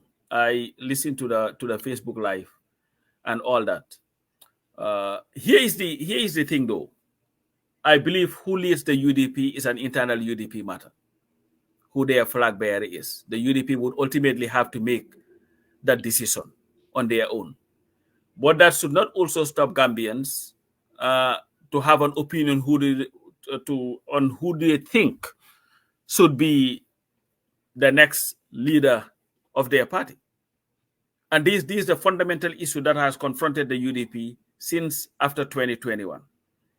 Where the issue is who is going to be the next flag bearer of the UDP. Even though Ousainou Darboe had not come out and tell anybody clearly that I don't want to run or I'm not going to run. But many people have drawn the conclusion that maybe it is time for him to step aside and allow a new leadership to come in. And Musa, if you are a very close follower of Gambian politics, you will know that there are a whole bunch of people on the sidelines who are waiting for that opportunity. You look at Talib, you know he really wants to be. Yanks is out there. Lamin Sane is out there. When we had here, what's his name? Amadou Sane. Yeah. You ask him the question that you ask everybody, and he's saying, you know what, he is not going to confirm or deny anything, or something to the effect that if it is. He's one of them too. Yeah. So you have all these people, to me, which I believe is natural to happen in a political party. And when these things happen, there'll be a lot of jockeying and bickering because people become partisan. There are those who believe that Young should be the next candidate. There are those who believe that Talib should be the next candidate. And you can see, just watching, how they butt heads. We saw even my sister, what's her name? Rohilo, who just pretty much Sani Susi Chereji and say, you know what, there are people who in fact try to orchestrate coup d'etat against Usainu. So that added all these things. And Yunis' conclusion, which you cannot also dismiss, is that most people who know that maybe they cannot be the candidate and maybe do not want a Talib to be the candidate are those that are pushing for Usainu to be the next candidate. Now, of course, it's an opinion that, you know, we can try to look at and all that stuff. Here is the issue, though. There are people who believe in their hearts that Usainu cannot win. They tell you that. And that the UDP needed a new blood. But then you also have other people who believe that, you know what, given everything, Usainu cannot be pushed out the door like that. He should be given that opportunity to say, you know what, I'm not doing it. But there are people who believe that if he runs, he's going to lose. People believe that. But what I find real interesting sometimes is, Musa, those who support Mr. Darboe's candidacy have no problem telling the world that he should be the candidate. But if you are an other UDP supporter who goes and say, I think Sariang is supposed to be a candidate, you get attacked for saying that and say, you know what, you guys are trying to undermine the party. This is none of your business, or you guys are trying to prop somebody up and all that stuff. To me, like looking at it from the outside, I don't think I'm seeing anything that is unexpected in any political party. That's me. Maybe I'm wrong. Especially when it comes to the changing of guards. It's always the most difficult thing. Musa, we saw that out in the open in 1991, Mansa Konko, when Jawara said he was not going to present himself as candidate for president for the PPP. There were two camps. Bibi Darboe, who was very confident of winning it if they were to go to a primary or whatever, had no problem with the decision. Shehu Sabali, who also wanted to do the same thing, but had a problem because he had his doubts, was one of those who led the Jawara should not go, he should stay. Musa, I sit here sometimes and watch the 1991 Congress here and see grown folks crying. Duñ ko nangu tay, duñ ko nangu elect. So to expect that Usainu Darboe, who has led this party from its birth to now, that people will just go and say, you know what, he just put the red flag, the red carpet and say, go, let's have somebody else. It's not going to be that easy. So this fighting will have to happen. It must happen. It is inevitable. And it would happen to any political party. There is a reason why Barrow all of a sudden came and said that he was the candidate for NPP in 2026.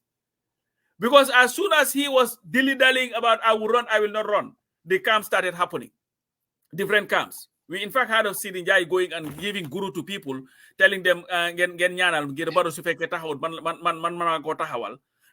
What's his name? Dr. Sabali, the nurse from Wisconsin, and all those people. So there was infighting to the extent that Barrow had to come and say, you know what, I'm the candidate to calm that down. So it's not the first time that it has happened.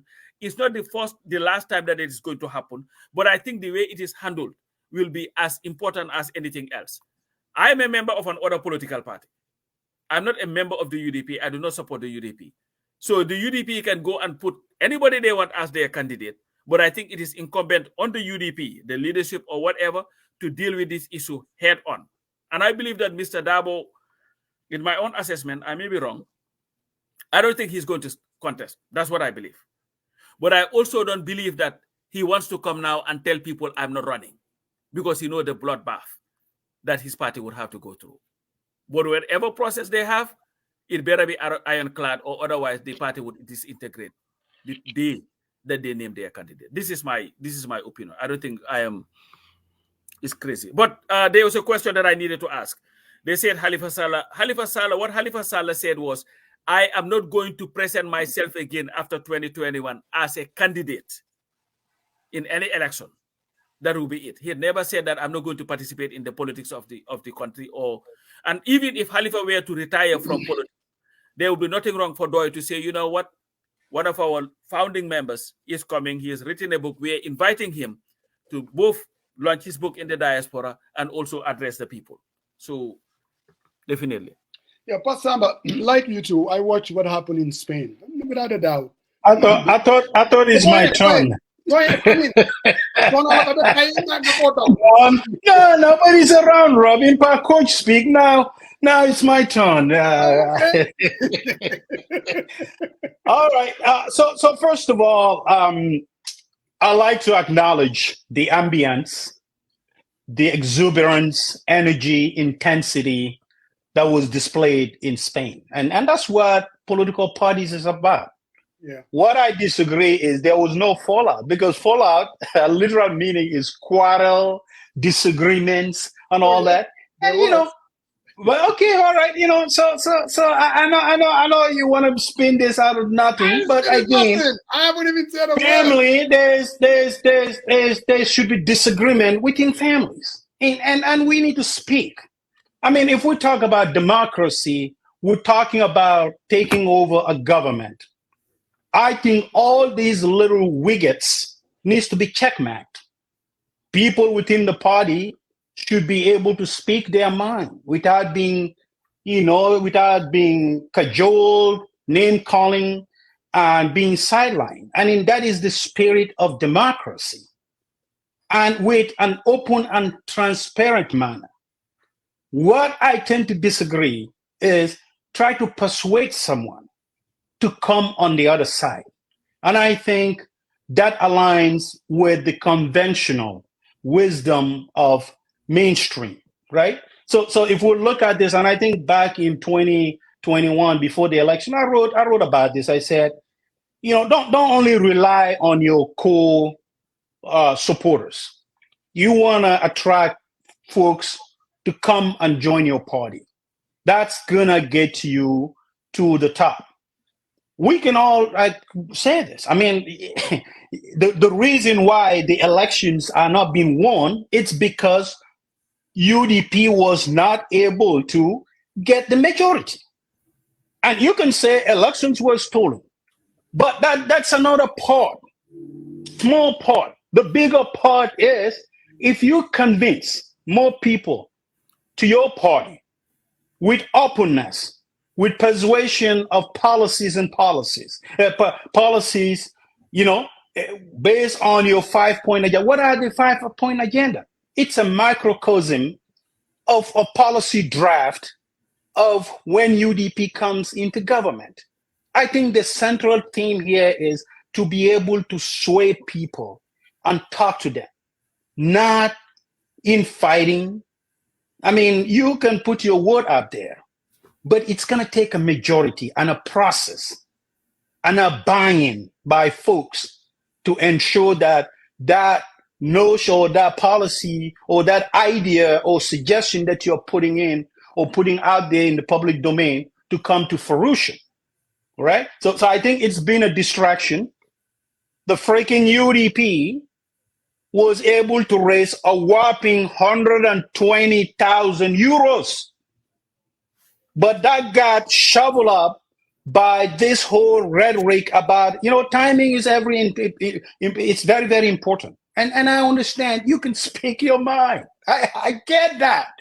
And I had the greatest respect and admiration for Yunus Hydra. Absolutely.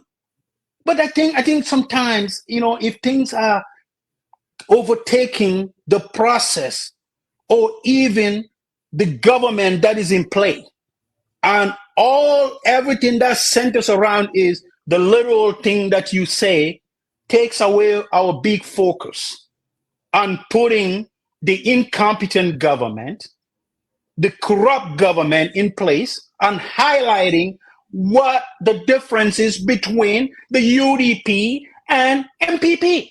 And if you see people saying 6 and 9, you need to make that argument and say, I tell you what, UDP is no freaking 6-9 to borrow because of everything that they've been put forward. I get it. The things that happen, it's not perfect. But I think also we need to be laser focused and talk directly to Gambians. If a party can go for a retreat for a couple of days and raise €120,000 I think that is that. They have a bragging right, and that should be the one we should be talking about. And this whole fallout, somebody speak his mind, it's a family. We have to speak. We have to talk about who is going to be best suited come 2026 to go in. But there is also a process. This is all inclusive. But we cannot continue to intimidate people. I mean, one thing that you can say, oh, they stole the election, you can bring the numbers and all. At the end of the day, if you tally those numbers, will that make a difference? That is your opinion, right? It's your opinion, Gilbert, but we know that is not the case, right? So we need to elevate the conversation. And I think seriously, within our Gambian inner circle too, we cannot continue to assume what Darboe is going to do, only Darboe knows. And looking at the party structure, the biggest party, what you want at the end of the day is your party to be unified among any candidate that might ultimately be the flag bearer. You don't want fraction, you don't want bitterness, you don't want infighting. And I'm not in any position to gaslight this small take from Yunus Hydra. Yunus is part of us. And at the end of the day, I haven't talked to him since this happened, but ultimately we will have a conversation, and we need to have divergent views. But at the same time, let us not be a distraction to the greater plight of what folks have been working on for almost 30 years. We cannot do that. We cannot have that happen. You need to be resolute, but at the same time, you need to be careful not pandering to what people will call you a hero. People think you are the most outright person in the entire UDP. But folks know they can criticize in private, not in public. And that worked. It actually worked. Okay? So the people can spend this anyhow, but I'm not going to be here to gaslight and build on this sensation that somehow there is a fallout from UDP. There was absolutely no fallout. He stated what he thinks, and Oyus is entitled to his opinion. That's totally okay. Absolutely okay. And if he wants to do it in the future, absolutely. What our responsibility is as folks who really think, yes, you're right, but we need to come together as a one unified party, is to convince him that we can tailor our message in a different channel, not being, too angry, and not seeing that you are trying to impose upon people. I think we could have an ongoing discussion at some point whereby we can all come together. I think that is what the conversation should be about. And you know what? At the first end of August, UDP is online again. They're gonna have another fundraiser. But I think these questions needs to be answered, quite frankly, and we need to have a conversation. But that doesn't mean, we're marginalized with this. I think folks who keep insulting people, attacking folks, needs to knock it off. Need to knock it off. Because one thing, what we all say is the fact that one thing you always say, UDP, they attack, they are aggressive, they are this, they are that, they are that. You got to understand, you have to create self-awareness. That self-awareness, that's the way you navigate through this dynamic political environment. And you have to reflect on those things. And it's very important. I am not dismissive of what Eunice is saying. I think at the end of the day, we need to look at the data. We need to look and have a serious conversation. And I've seen people in the past whereby they said, hey, they're trying to, compare Biden's fallout with, oh, Biden is sick. He's mentally incapable. He can't do this. I think these are the problems that we who believe in democracy, who believe that Barrow is doing something wrong, should be very careful what we put out on the public domain. Because when I read that, I laugh and shake my head off. Because I know it's totally dishonest. That's not true. Because Biden is still the president of the United States. He has nuclear codes. He deliver on policies and everything. The day he cannot do that, people are going to rise up and speak. And the reason why there is so much excitement today in the United States, because he has these internal discussions. They sat down, they talk, they tabulate, they look at data, they look at strengths and weaknesses. And, unanimously, they came out and say, hey, this is the right way to go.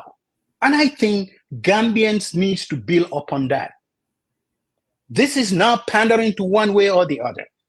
At the end of the day, what I care about is Barrow not to pass 2026. And we need to be very pragmatic and open mind about it. And as leaders, we cannot be silent. These are difficult decisions. But at the end of the day, what is our message out there? What are we doing?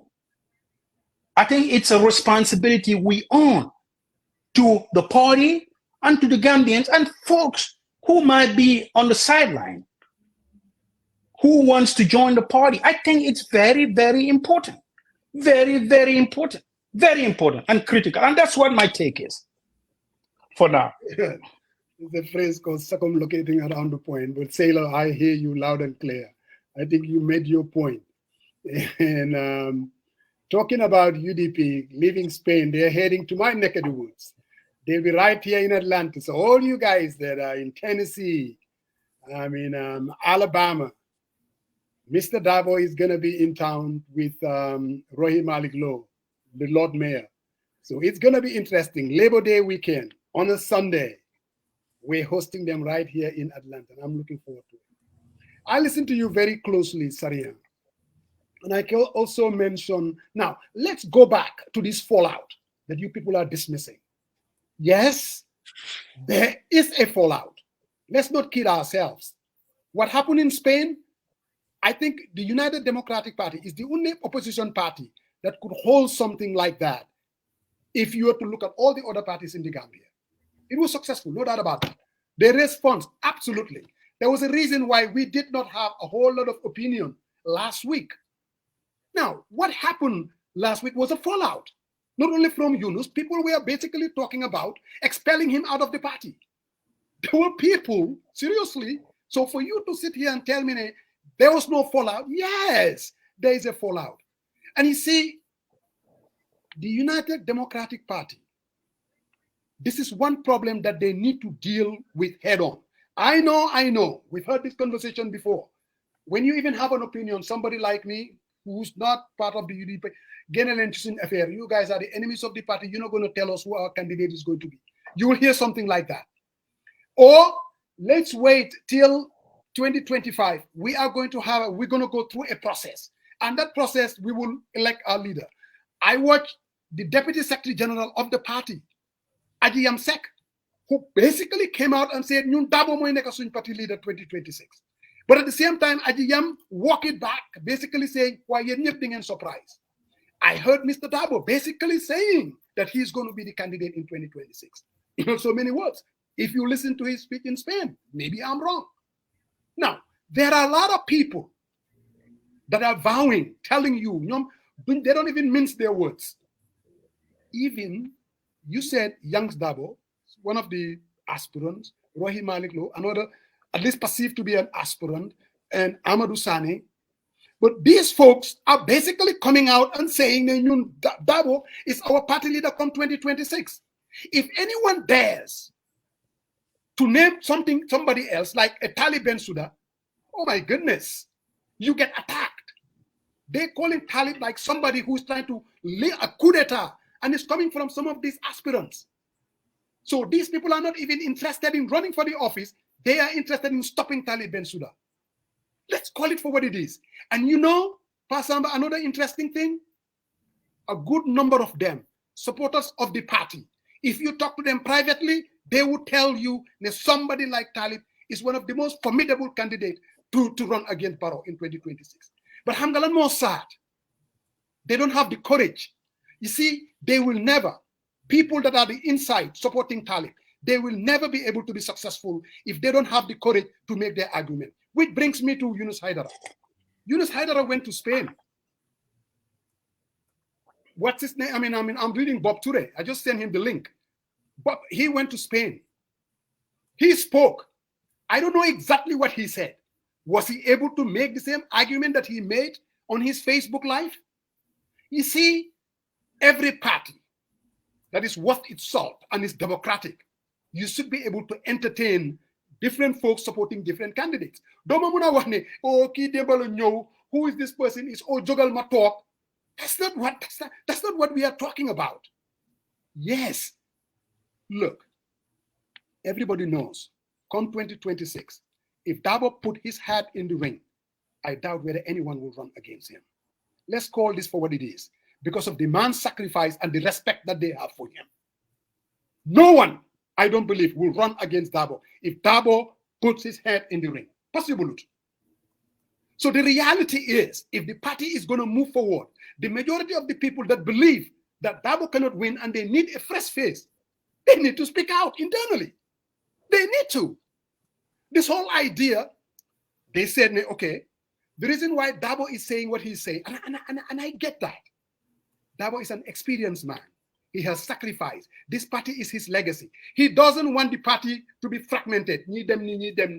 I understand that. But I have a little problem the way he's going about it. I seriously do. If you want to make sure that the party stay intact, right? I would say it differently.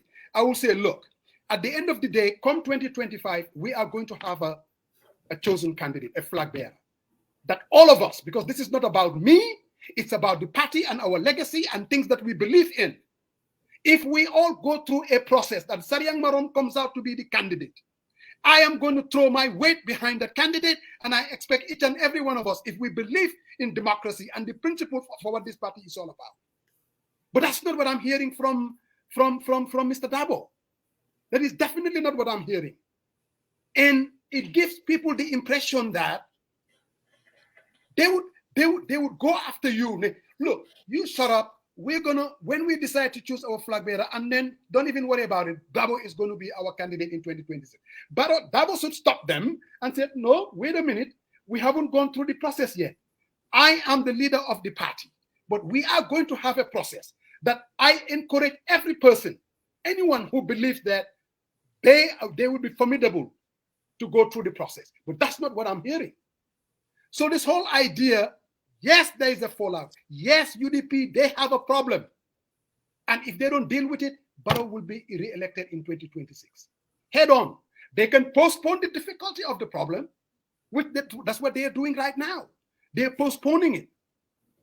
And then if you have a Yunus Haidara or anybody else, and this is what Coach, I need to push back a little bit on Musa's assassin. Oh, absolutely. You can push back. Yeah. I'll push back. You see, Musa, with all due respect. No, can I? I think sometimes. Bro. No, hold on. Okay. Are you finished? He's not finished yet. So okay. When you're talking, I can guarantee you everything. Okay, go ahead. I was itching because you were circling the wagon and avoiding the problem that the party is confronted with. What I'm saying is, there are people who believe that a Talib Bensouda would be a much more formidable candidate, to run against Barrow in 2026. And a good number of them, you talk to them privately, you know it, and I know it. Now, those people are not willing, out of respect for Mr. Darboe, and I get it. And sometimes, the ones that are on the other side, they don't necessarily endorse Mr. Darboe. They don't. What they do is to stop Talib. Their whole thing is based on that. They will throw words like throw words like you can go form your own party. He's an executive member of the party, actually the organizing secretary, and they go form your own party. What kind of talk is that? Encourage people to participate. And at the end of the day, the people that support, there should be a new candidate within the party. I'm not saying you them divide party B. I'm not saying for them to destroy the party. They're better ready to fight. If you don't fight, it's not going to happen. I can guarantee you. Because the other side, they are much more. Right now, they're not even waiting for a process. They're saying Mr. Darboe is the candidate. And it's their right to say that. But for God's sake, it's also the right of other people to say that we need a fresh face if UDP is to be successful. That's my take, my brother. You can push back whatever you want to push. Yeah, I'll push back because, here's the thing. I think to be overzealous is good, especially your home country. But I think when you're trying to insert your thinking on how the timing of those conversations needs to align with the political atmosphere, I think that is totally disingenuous. I think you said a lot of things here, and I hear a lot of things that you said. You said, oh, some people want, Darboe. Well, some people say, and I'm glad that at the end of your conversation, you also highlight within the party itself, there are people that like other candidates. And they put it out there. They are not scared to put it out there. Not fighting with the same kind of. Wait, you spoke. I gave you opportunity. I'm trying to push back. I think we all need to exercise decorum and not to gaslight. Every time we hear little conversation, we wanted to take this whole thing up because all of us love Gambia. We wanted to see Gambia on a different path, but we wanted to do it responsibly. You don't want infighting. You were here before Biden dropped out. Every single Musa, I told you, do not be carried away the current political dilemma. You got to think about it and analyze deeply. Right now, I think if Darboe had to come in, what Musa again wants Darboe to say, I think it's going to bring more friction and the risk outweigh the benefit. How? And let me land, please. No, let me land. I'm on my analysis, and I'm on my analysis. I knew this was gonna come, and I'm very, very prepared for it today. All right. So basically, what I'm trying to tell you is, I am not against someone saying they want Talib. I'm not against someone wants to pick Roy Malik Law. I'm not against someone saying Yankuba Darboe. Can I say something? There is a possibility that Rohi might join us. I think she's listening. So I've sent her the link. Hopefully she will be able to join. So Musa, just look for that. But continue. And that is, the fact is, I think the process needs to play out itself. At the end of the day, this is a party that is not a novice to the political landscape. And at the end of the day, what benefits Gambians and what benefit the political party will come to fruition. Whether Musa again sits on for the people, by the people, ponder, take swipe and saying, and somehow insinuating. Talib Bensouda, you love Talib Bensouda, but a lot of UDPians within UDP love Talib Bensouda. You've seen that they back him up. But to sit here. See, this is where. No, hold on a second. You said it. You said, they're saying, go find your one. How many people say that? This is not a majority. They are not in the majority. Look. Rohi's here. No, Musa, let me land. You had the opportunity. Hold on, Sarian. Somebody No. Coach, I have to push back. We are all Gambians. We need to call each other out on these things. Hold on. He's telling you, hold on. Roy, he just joined us. So that's why. Okay, thank you. A little bit. Go ahead. Malaikum salam. Welcome to the people. Alaikum salam. Wa bur Salum Adugasi. Bur Salum. Yayi pasa majaw. Wow, mana ko yayi pasa majaw. Sister Musa Janga Sariang. Thank you, Burgambia, my boss. Welcome onto the platform. Thank you so much. Yàlla dafa def nag tey ma am gan goo xam ne moo leen doon déglu rek ma ne si carax ma ni tamit bokkaale.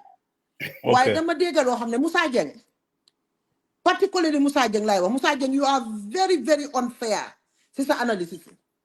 Very, very unfair. Li ma dégg ngay wax ne bàyyi leen di wax ne dafa am ñu bañ Talib. Talib Bensouda kenn bañu ko. Kenn bañu ko tey, kenn bañu ko ëllëg, kenn bañu ko gannaaw ëllëg. UDP ay bañante amu fa. Ma dee man Rohey Malick Lowe dama bëgg a kenn si yéen ngeen génn ma wax ma benn reason boo xam ne moo tax nga ne lii de reason bii laa gis moo tax ma xalaat ne Rohey dafa bañ Talib Bensouda. Soo ma ko waxee dinaa mun a génn xëy na wala 100 reasons yoo xam ne mun naa laa wax man tamit ne Talib daf ma bañ. Gisuma benn grudge boo xam ne Yankuba Darboe am na ko against Talib Bensouda waaye nag kër bu nekk dafa am kilifa su fekkee ne Ousainou Darboe ak lu mun a mel Pa Samba Jaw nañu waxante dëgga when matters Ousainou Darboe mu fa woon Ousainou mënut a nekk si parti bi depuis 1996 ba léegi ñu ne ko tey rek ñu ne ko Ousainou goodbye demal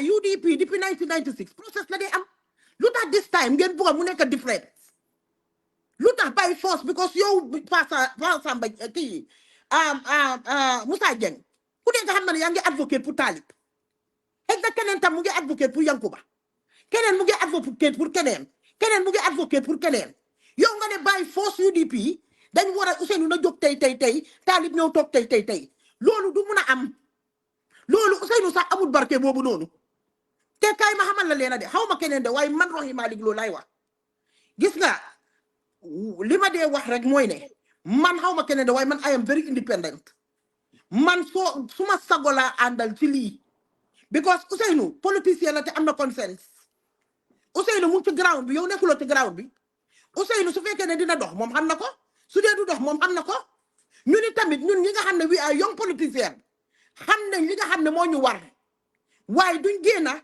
ñëw si plateforme yi Musa Jeng because dañ bëgg lu neex Musa Jeng ñu ñëw taxaw di castiger suñu parti nii duñ ko defal kenn gis nga dëgg rek la dafa am loo xam ne dafa yàggaa dox te Olof Njaay mu ne luy raam si ñag bi la jëm ñu ni tamit dofuñ de bindakat yi li ñoo binda ñu ngi koo gis waxkat yi li ñoo wax ñu ngi koo gis meetingkat yi li ñoo meeting ñu ngi koo gis dofuñ dina jàppuñu te li ngeen di def nii dimbalewu Talib si boppam ma wax la ko tey nga dégg ko because Talib amul mënut a fexe muus ak waane amul pexe boobu noonu ba mun a impose boppam by force United Democratic Party amul pexe boobu mënu ko mënut a fexe Musa Jeng mënuloo fexe wax benn Ousainou Darboe daaxal nañ la oo génnee nañ la sa parti bi amut loolu mënut a nekk gis nga ay di wax naan Rohey dafa bañ Taliba Yankuba dafa bañ Talib nga hey at the end of the day Talib mooy kan Talib meyo la ko man di tekki sax fa nekk capital yi meyo bi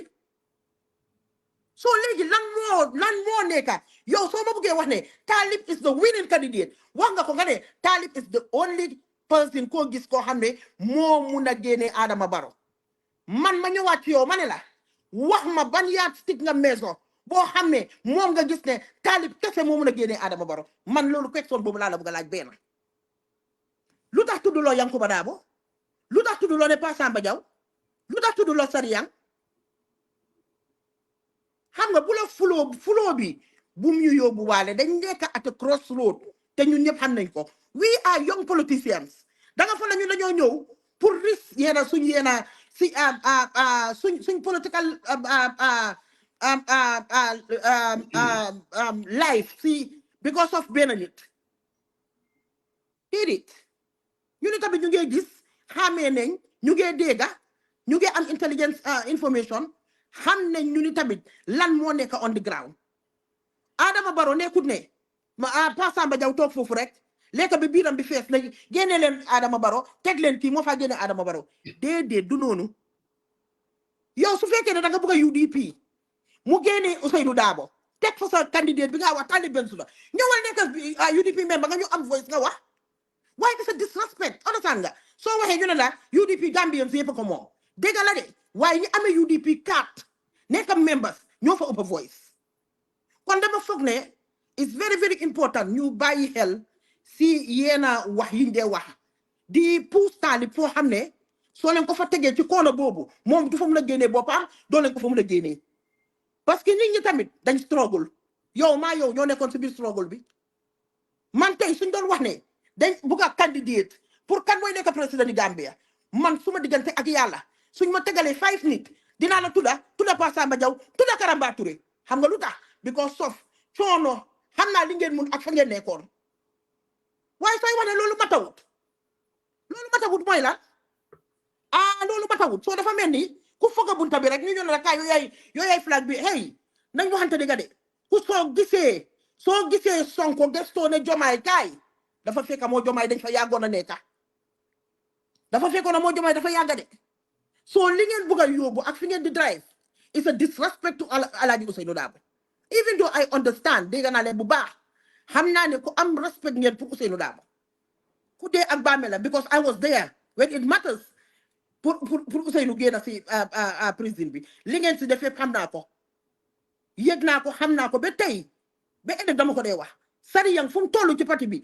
man kenn gënuma koo xam yaaga naa fa de gis naa seen xeex seen ñàkk a tëdda seen ñàkk a nelaw waaye loolu doesn't give you authority ne you are not part of the party lu la neex ne da ngaa toog si sa plateforme nga ne waaw nit ñi dañ bañ Talib waaw nit ñi dañ def lii nit ñi dañ def lële hey fii kenn bañu fi Talib Bensouda kenn bañu fi Talib de waaye su dëgga jotee nit ñi dañoo ibi seen gémmiñ ñu wax dëgga am na yenn disrespect yoo xam ne kii nit la conscience la am waaye nit sa biir kër doo ko tasal sa boppa de Ousainou Darboe moo leen gën a xam li moo def te su waxtu bi jotee pour roxi Malick Lo man ma wax man bi rest assured laa la wax man ne ma dina ibi suma gémmiñ ji ma wax waaye loo xam ne 2026 la depuis 1996 maa ngi si biir parti bi gis naa parti bi naka la dee demee gis naa parti bi ban process la dee def so lan moo change ba léegi ne 2024 égaguñ 2025 sax ñiiroo ñaaro gi ba pare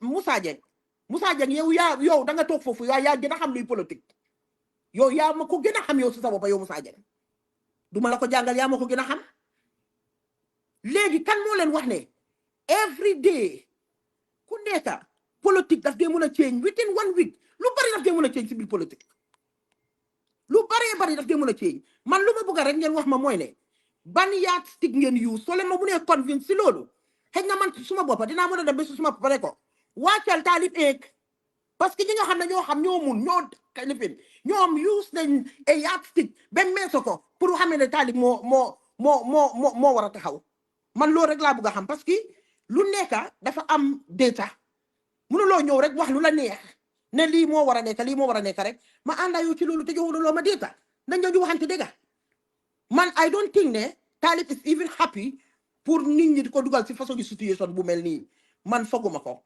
di la ñaan nag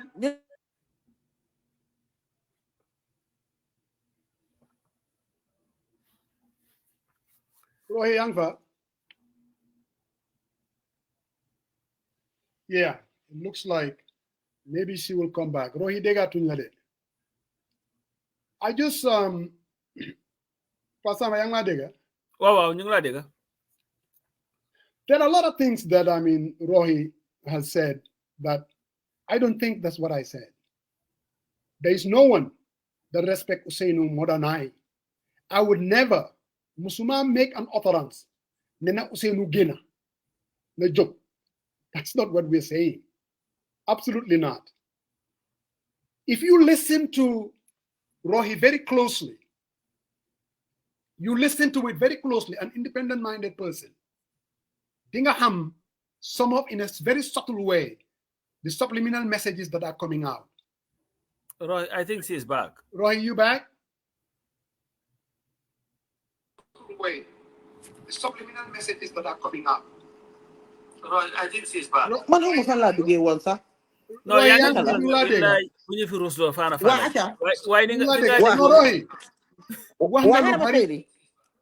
Wanga lu bari. Wow. And I understand. Wow. Linga wax yep. But I want to make sure nga understand exactly lima wax. Man duma disrespect Alhaji Ousainou Darboe. Man I'm not advocating ne duma advocate ne Alhaji Ousainou Darboe gënal ki talk. That's not what I'm saying. My position. But I said it. Wax na la ko manela. I was there. Dofuma jëne ja so gisee ma wax. Dama xam fan ngeen ko nekkaloon démba. Loolu tam ma duga wax. Man duma ko, and I can guarantee you ne. I don't care whatever candidate they can come up with. No, billahi, gis nga Musa. This is not even about Ousainou Darboe. This is about suma colleague bi ñoo wax ne dañ ko bañ. Kan te ñun ñëpp ñu jóg no, ko ci digal ci campagne Roy, Mayma. Kan moo wax ne yéen da ngeen bañ Talib Bensouda? Who said that?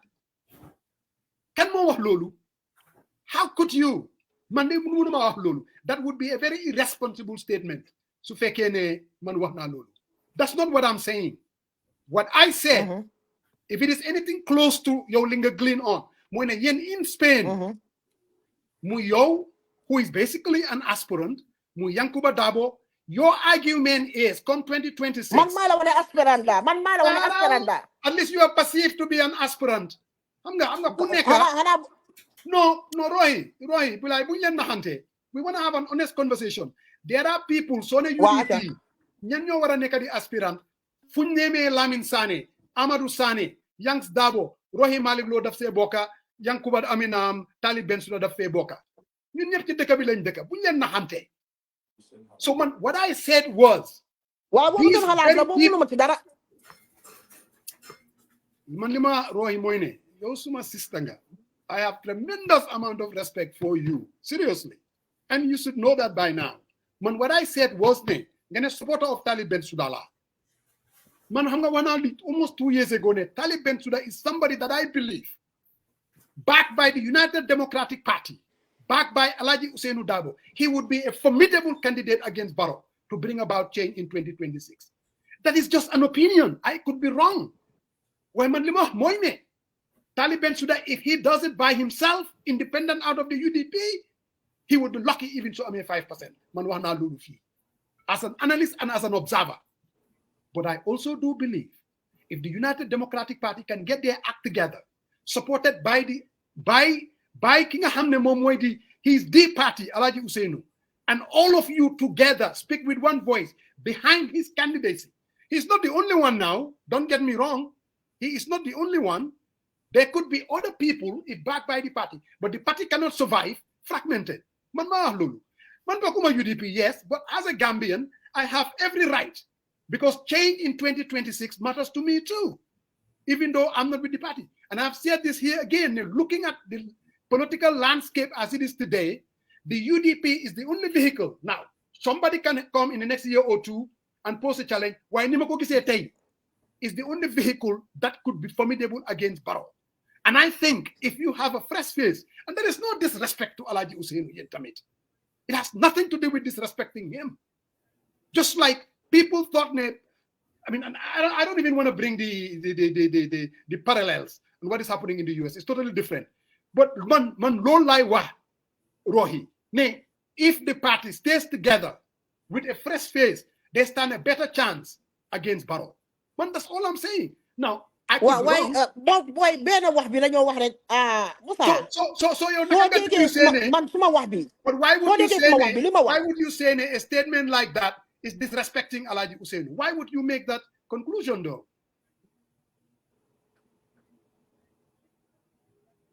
Fanda disrespect by saying something like that.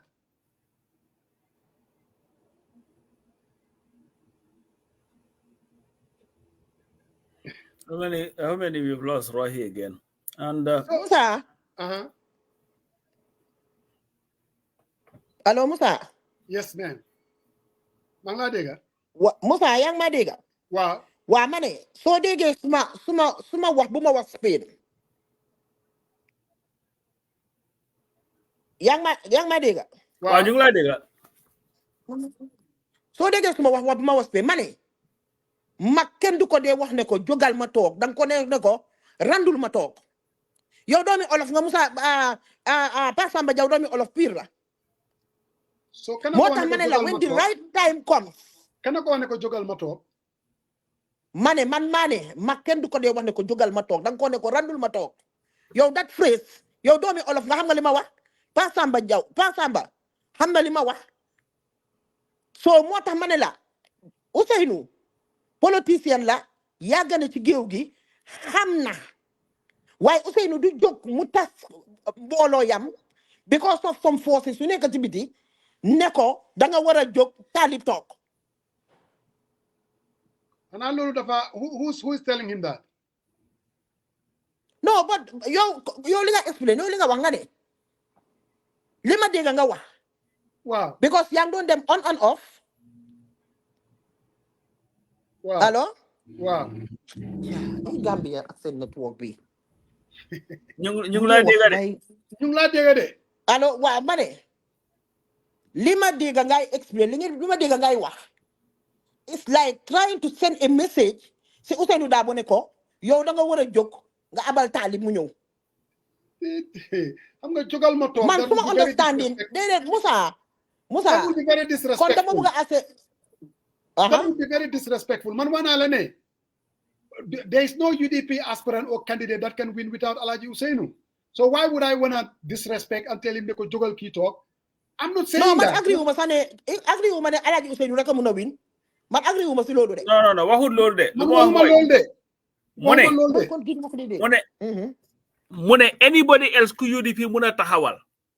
Waaw ku amul full support Ousseynou Darboe du win. Du win man loolu laa wax. Gis nga Moussa Dieng waxam bi daf dee dem dama dee déggal yéena du ma ko dégga.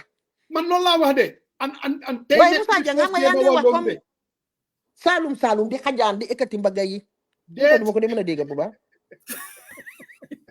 Te nag mooy pour Saalum ñu leen a expect Atlanta de dégg naa ne Atlanta fii la raay bi téenee dinañ ko tas tancar lang because fii ngeen a ñëw. Waaw man dama jóge foofu dem Chicago. Musa.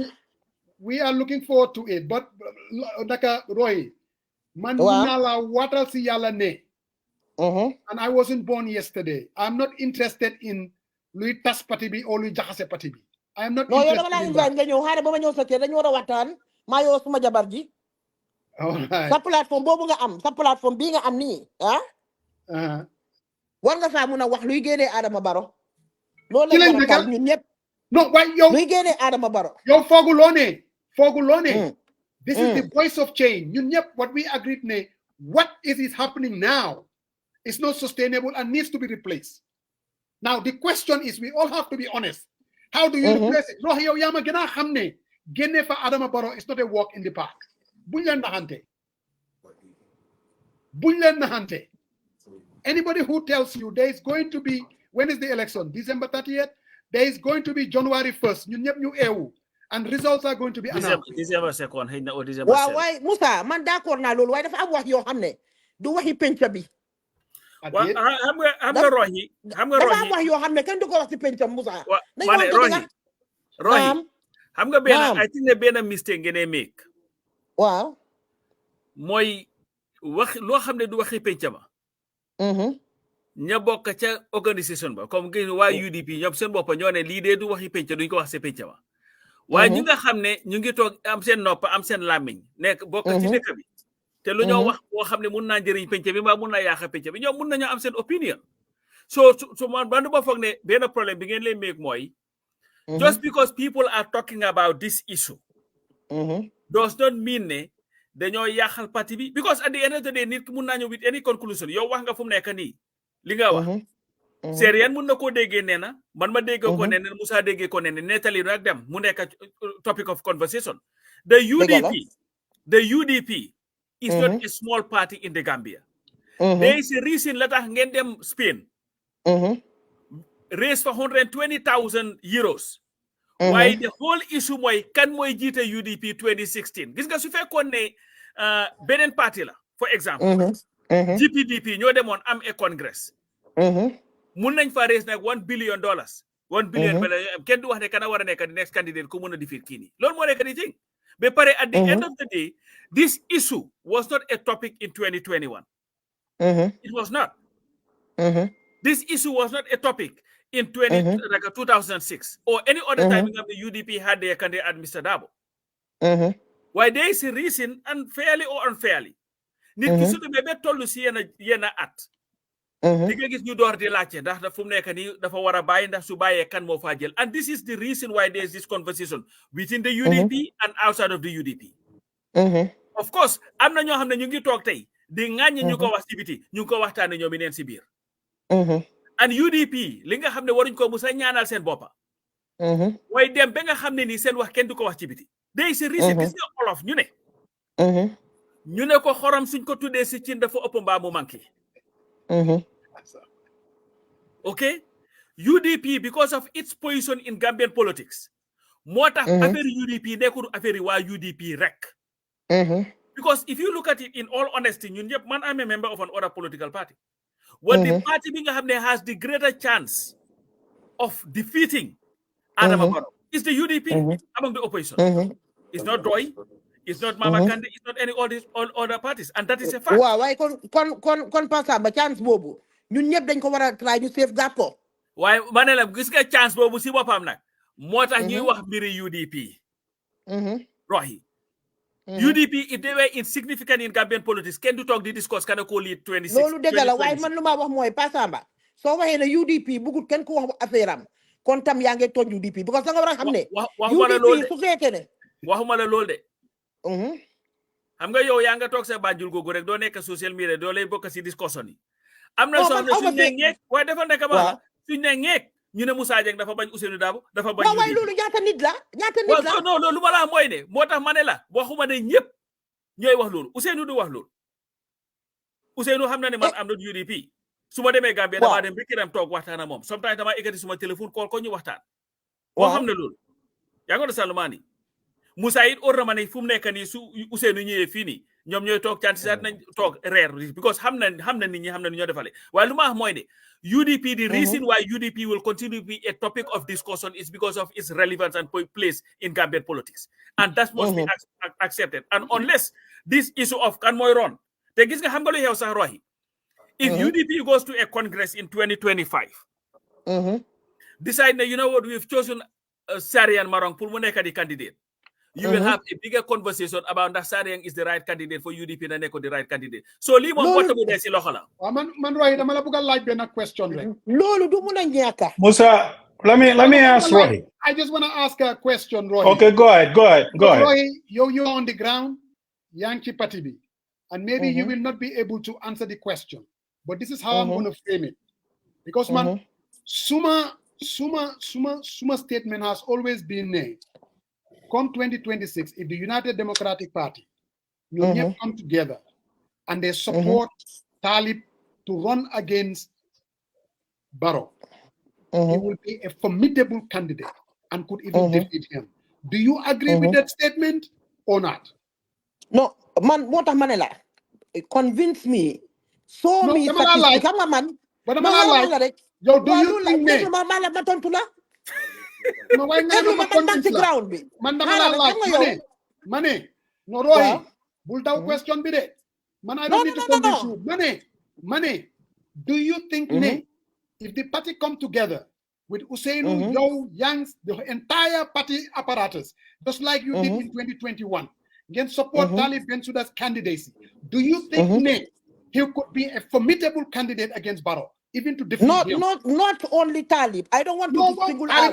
No, why so déglu ma wax la su UDP ñëwee together under one voice ñu teg Moussa Dieng dinañ mën a daaneel no why def ngeen ko 2021 and it didn't work no waaye lu ma wax mooy bugguma nga wax ma ne understand ma miin Moussa maa ngi laa dégg bugguma nga tudd nga single outal Lord Mayor let me I know what you're doing Sariang please what do you mean I'm doing what do you mean Sariang bu ma dimbale Sariang bàyyi ma rek man maa nekk si ground bi Moussa Dieng nekkul fii bul wax sax man maa nekk si ground bi fii understand ma miin if you want to convince me soo ma bëggee convince xam nga mun nga maa wax ne ma mun nga maa waxtaanal between Ousseynou Dabo Uncle Halifa Sallah between Uncle Ousseynou Adama Barrow because those people were tested moo tax ma ne la wax ma lu tax lan nga feel ban yardstick nga use so are you saying that Talib is not tested no loolu laa moo tax ma ne nga convince ma tell me No, man, But yet speak the youth. Yo, Yama, Talib is your colleague. Talib has been the mayor of KMC. Talib is he's the organizing secretary of the party. Yo, ya genama ham Talib. Man Talib, how mokosa? I don't even know the guy outside of his. No, you have a Talib. You want to Talib is the so you dip in your Taiwan Talib. So gonna moving. Man lola gum. Lola la wana yo linga gum. Mam la wana la. Now, yo, do you share that belief though, Rohi? Do you share okay, yo, legi man la question bo xamne answer lo mako manela. Lan na tax nga gom lolu? Because I believe maybe you have to Digluma, man wax na la ne. Di tax I'm a political observer. There was a reason why back in 2016 I always believed if the parties come together, yo degangama on Fatu Network, when people did not this is not 2016. They must don't taxaw nga duma win. No, lol mom degala. Musa, can I ask a question? No, Rohi. Man wanako and I kinda apologize. Manela. No, you don't need to apologize. Analysis now. So the political. But I was wrong. Exactly. I was wrong. Mane, Rohi, why? This time around, I always said with caution, even when you were most likely KMC UDP nañ win at West Coast. Why Banjul Hamun? Manelen Bulen Gaude. Rohi is one of the most savviest politicians. I'm telling you, after that. So, but man, the question that I ask you, and yeah, that to me that reveals a lot. You either do not believe me, if the entire party rally behind Talib, he still cannot win. Yes? That's what you're saying? No, Musa. Nam. Musa, the answer is as simple as one alane, Yes. UDP ñu am benn voice ñun ñëpp ñu rally ci gannaaw Kena, be it Ousseynou Dabo, be it Yankuba Dabo, be it Talib Bensouda, be it Musa Jeng, wallahi billahi dinañ mëna am dara. This is what I am saying. I disagree. Okay. Can I ask my question, Musa? Yes, man. Yes, sir. Soldier. Yeah, I don't know what you are insinuating I'm trying to do, but I'm not trying to do anything, all right? Roy, thank you very much for coming on the show. I'm going to Tubabi Dangme one perception. Roy, I have a question for you. Hey, put my talk for you. You need to pay me, oh. Roy, are you there? I'm here, yes. Yanko defal sa dom, so bulo fay ko sa dom. So hey, Mama Jong, Musa Jeng nam na man. No, Rohi, I'm gonna when they say perception is reality. A lot of people say that there is infighting in UDP when it comes to this flag bearer issue. And obviously there are folks who have a dissenting voices. We have people write different things, different takes, deep into the analysis that Musa Jeng is saying. I think my question, first one is, do you think at the end of the day, whoever comes out to be a formidable and a strong candidate for UDP, based on everything we talk about, would you or your members or everybody, you rally that person behind the flag bearer to defeat Barrow?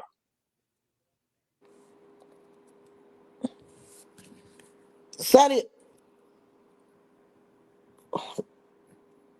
Dafa mel ni man ko gis mu ngi wax bi léegi. Allo? No, I'm here.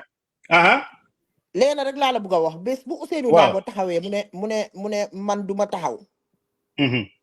Whoever Ousseynou support mu back la, yaa ngi maa dégg? Waaw, maa ngi laa dégg. Gambian si a prepare pour ànd ak yow. Man dama la wax fen bi. Because fu mu nekk right now ñun ñoo nekk ci ground bi. Xam nañ lan moo fi xew. Desperation bi Gambian si desperate ñun xam nañ ko. Te Ousseynou xam na lan moo xew si ground bi fii.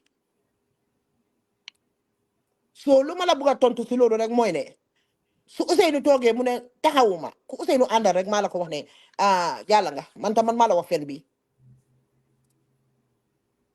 political influence moom biir Gambia kenn ëppoo ko fi Ousseynou Darboe. So yow lu tax nga wax loolu? No, let me ask you the same question. No, because then the unity be very important. Why I want to ask my question. This is my question, and I wanted to follow up. Give me opportunity to land. You don't stop speak my man too. So Roy, my follow-up question is, Sufekene Darboe said I'm not gonna, but also the internal conversation Darboe has been a flag bearer since 1996.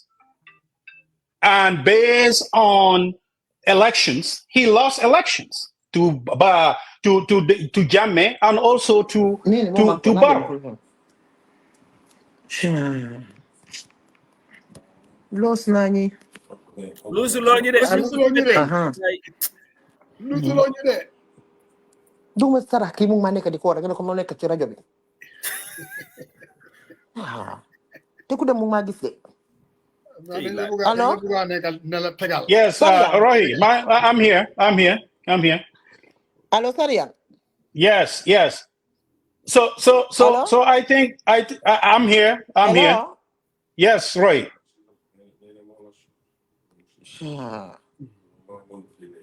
Huh?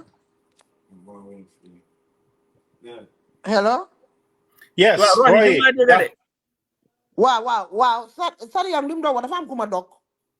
Okay, so I was saying, you know, and I think some.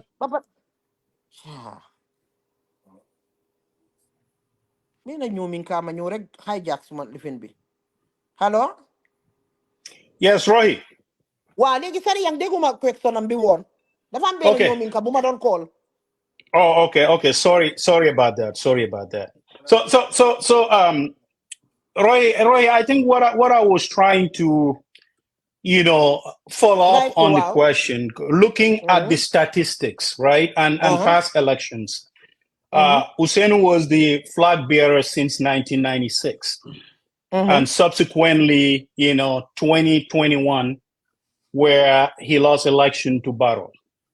Now, you know, there's internal, obviously, there is energy, there's intensity to say, hey, let's try something different, right? Let's look for a different candidate, maybe who has a broader appeal. You know, you're the one who is on the ground. Now, my question to you is, as a party, a biggest party for that matter, who is well positioned to take on the current government, what will be your suggestion? Because I hear disrespect, but I think in every democracy, we have to have conversation and open dialogue. I mean, how we need to tend one way or the other. These are honest conversations we need to have, right? So what do you have to say to those type of say, hey, the numbers are not there. What are the reasons why he lost elections from 1996 all the way to 2021? He didn't win. Now we're saying, let's go with the status quo. We need to change and pick a different candidate. What should be your response? What is your response to such, you know, a suggestion? Sorry, first, let me tell you this. First, man, suma respond mo ini. Sorry, are you there? Yes, I'm here. Wow, man, suma respond mo ini. First, number one, UDP, do they lose elections? Then you they such a. Bobo number one. Then they such a election see. Bobo mom lolu leer na ñep. Bem leer nañ. So the problem here is naka la UDP di muna def ba nga xamne election am duñ ko sàccaati. Bobo moy number one. Number two, moy ne at this moment right now, Ousseynou moy suñ candidate as I am talking to you today.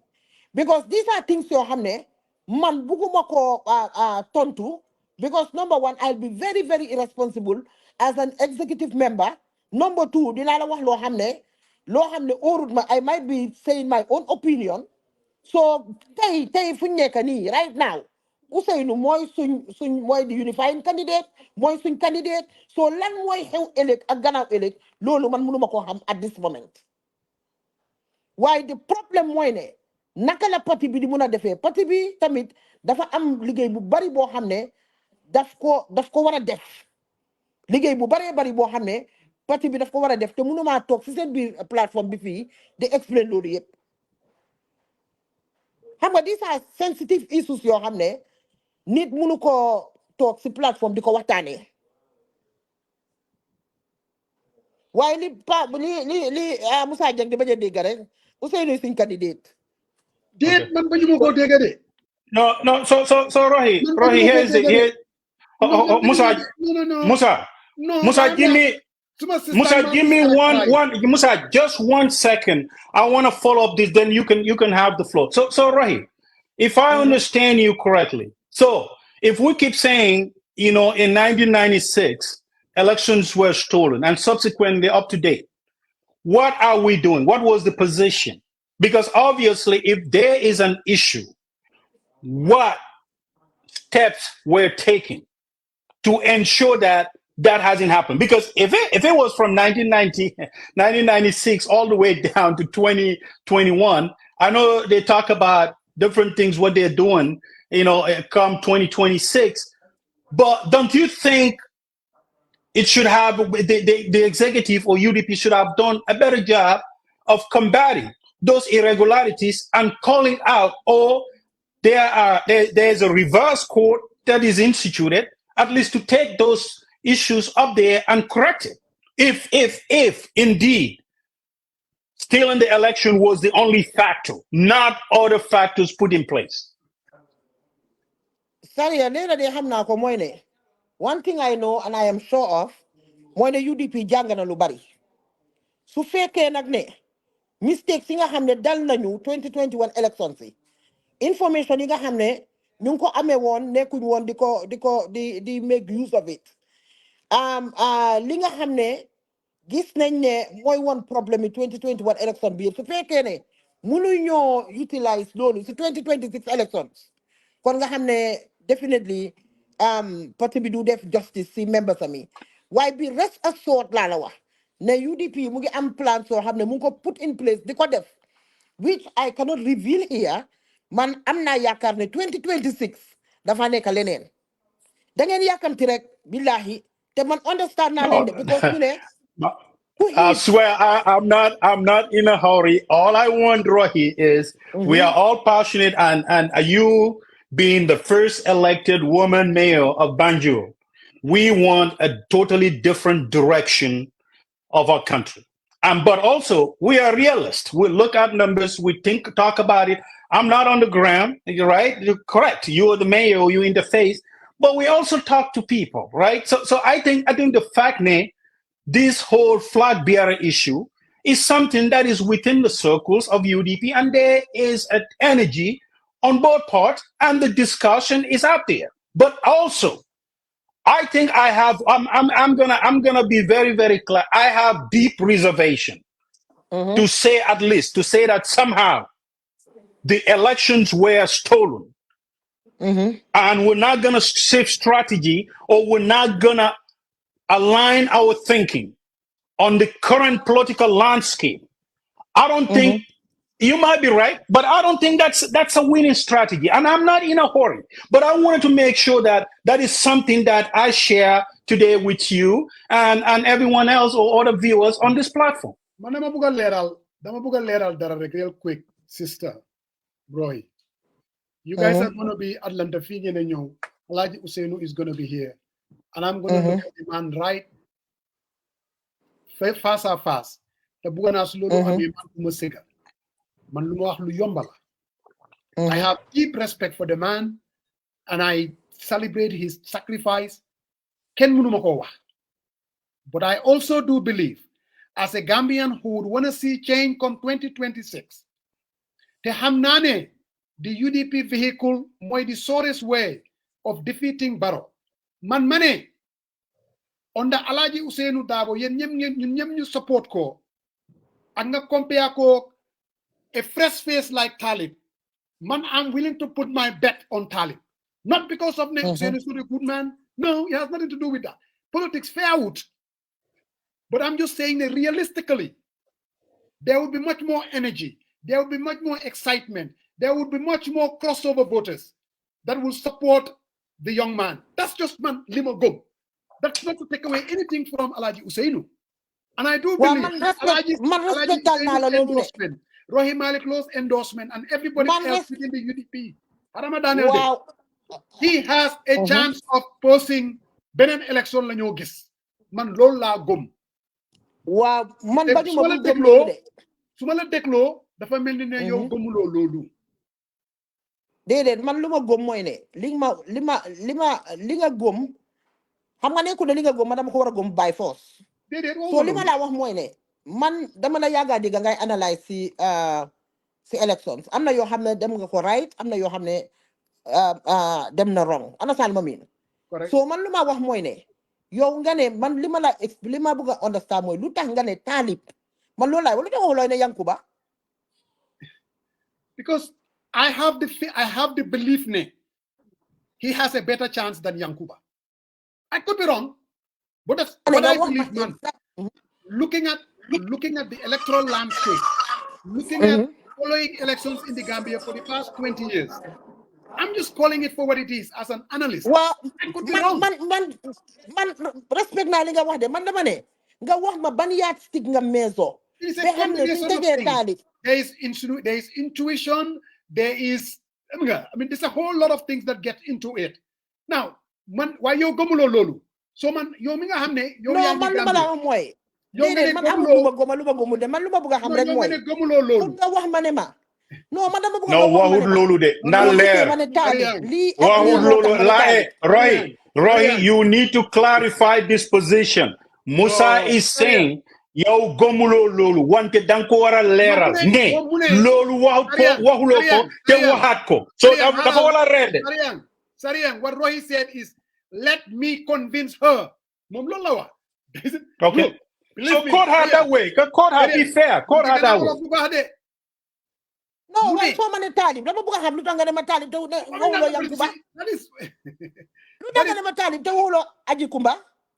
Lu tax nga ne ma Talib te why Talib? Because Usainu was tested so many times. Lu tax nga feel ne? No, money. Talib would be a fresh face. It's not come like Democrats, they decided so Yankuba is not a fresh face.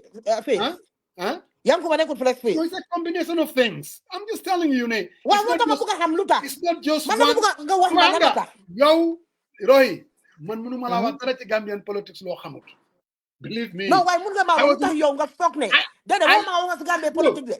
Man dama ko lu tax nga wax ma nga fokk ne yow da nga ne da nga fokk ne Talib man nga wax ma yow lu tax nga fokk ne Talib.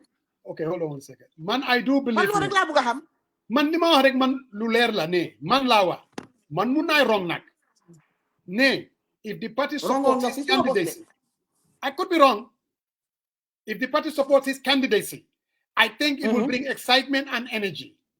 And I think he will be very formidable against Barrow. That doesn't mean that he's going to win, but he will be very formidable. Man lo lago. Mun nay wrong nak. Definitely. I could be wrong. I just believe that. I mean, in my honest opinion, Talib can be a very good candidate. Yankuba can be a very good candidate. Understand me? Yes. Lamin Sane can be a super good candidate. Mom super nga ko jox de. No, dama wax ni rek. Understand me? Dama wax nonu rek. We have a lot of ñoo xamne UDP mun nañoo nekk candidate. Whereas su Talib do nekk tay suñ candidate sax man I will not come to you ne la Talib moy nekk di candidate. Man duma la wax lolu yow. Because candidate ñun tam suñ candidate foog ñu safeguard ko. Okay, I respect that. Foog ñu safeguard the candidate. Understand nga? Ba pare taxi you so nekk ci institution ba pare ngay bàyyi forces ci biti ñu da decide lan mo xew ci sa kër. No, kenn mënu leen a decide loolu sax moom ñun kay dañu am suñu opinion rek ñun waxkat leen rek ñuy wax. Waaw yow sa wax bi nag man li ma si jaaxal mooy ne dama bëgg a wax ma ban yardstick nga use ba nga ne bàyyi force Talib man woo ma bàyyi force talib de. déedéet nga ne yow loolu nga gëm. man loolu laa wax nga ne gëm. yow loolu nga gëm. Yes, just like waaye li tax nga gëm ko. man loolu laa nga explain ma loolu nga mënta wax nag. Manila, man, I do believe knowing what I know about Gambian politics, knowing about... Let's pretend as we are campaigning. No, you are the campaign manager of Talib. Understand what I mean? Let me pretend as I am the campaign manager of Sariyang. Legi wax ma yow sa jaayal ma sa candidate bi. Lu tax nga fi sa candidate bi? Man, I have seen Talib Bensouda. He comes across as a unifier. Politics sometimes is perception. He comes across with somebody who has capacity. Lan la Talib unify, lu ma unify it, or let the Talib unify. No, Musa.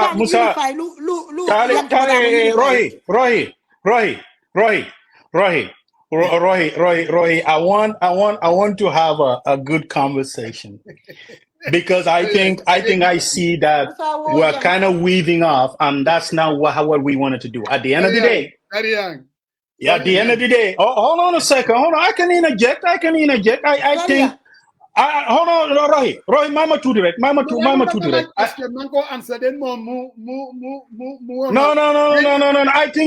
think we're drifting into. I think we're drifting into personalities, and it should not be personality.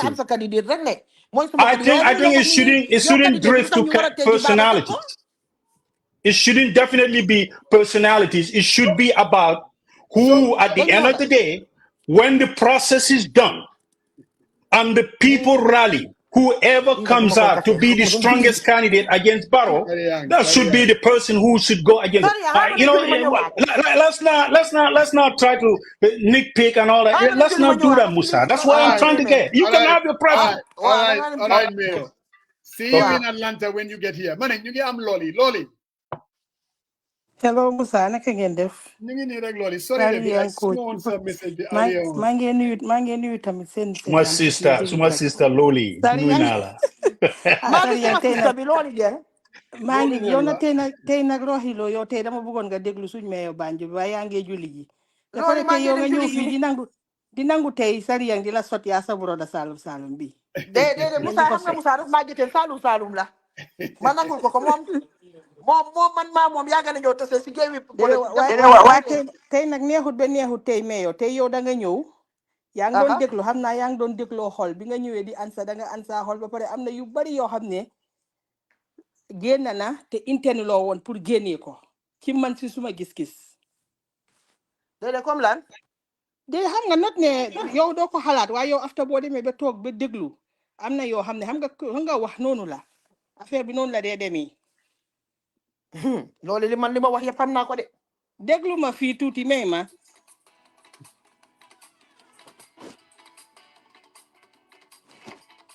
hello musique lay dégg di déglu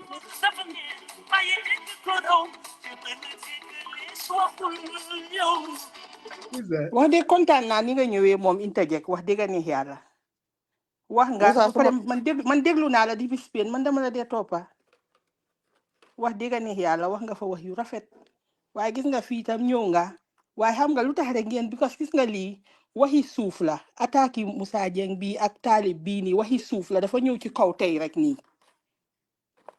da pare gis nga soo nekkee si social media bi di doxantu ku nekk dang dee xam fi mu féetee dang du dugga ci waxi nit ñi rek waaye ku nekk man xam naa fi nga féetee ak li nga dox ak li nga mébét waaye yow moom wax dëgg gisuma la ci yow nekkoo social media man aw ma Facebook sax kontaan nañ ci yow na yaa ngi liggéey Banjul góorgóorlu ñu ngi laa ñaanal tam bi nga yegale koo sago waaye rek li ma wax rek mooy affaire bi nañ leen ñu def ndànk Gambia ñun ñëpp a bugg a mu cee ñun ñëpp si liñ nekk nii neexuñu ku nekk bugg nga boo feebaree faju boo xiifee lekk sa mbokk tamit noonu lii dañ war a ñëw ñun ñëpp ñu unite pour benn common goal waaye gis nga wax yii nii am na ñoo xam ne liñ doon binda si suuf liñ dee waxtaane si suuf dama ko dee dégg tey loolu la xam nga bi ko soo ñëwee ak yooyu xam nga yow xam naa ne du sa jikko waaye li ma wax rek mooy yii yëpp waxtaani suuf la yi ci ëppa waxi Talib bi ak waxi ñii man de oon na yàlla man aw ma benn dog in this fight pati jàmbur boo xam ne aw ma ci kaddu aw ma pour cuusal kenn kuñ indi te wax dëgg neex yàlla oncle Ousseynou Darboe maa ngi ko ñaanal yàlla may ko fa nag wér yàgg naa soona si lii tey la neex rek tamit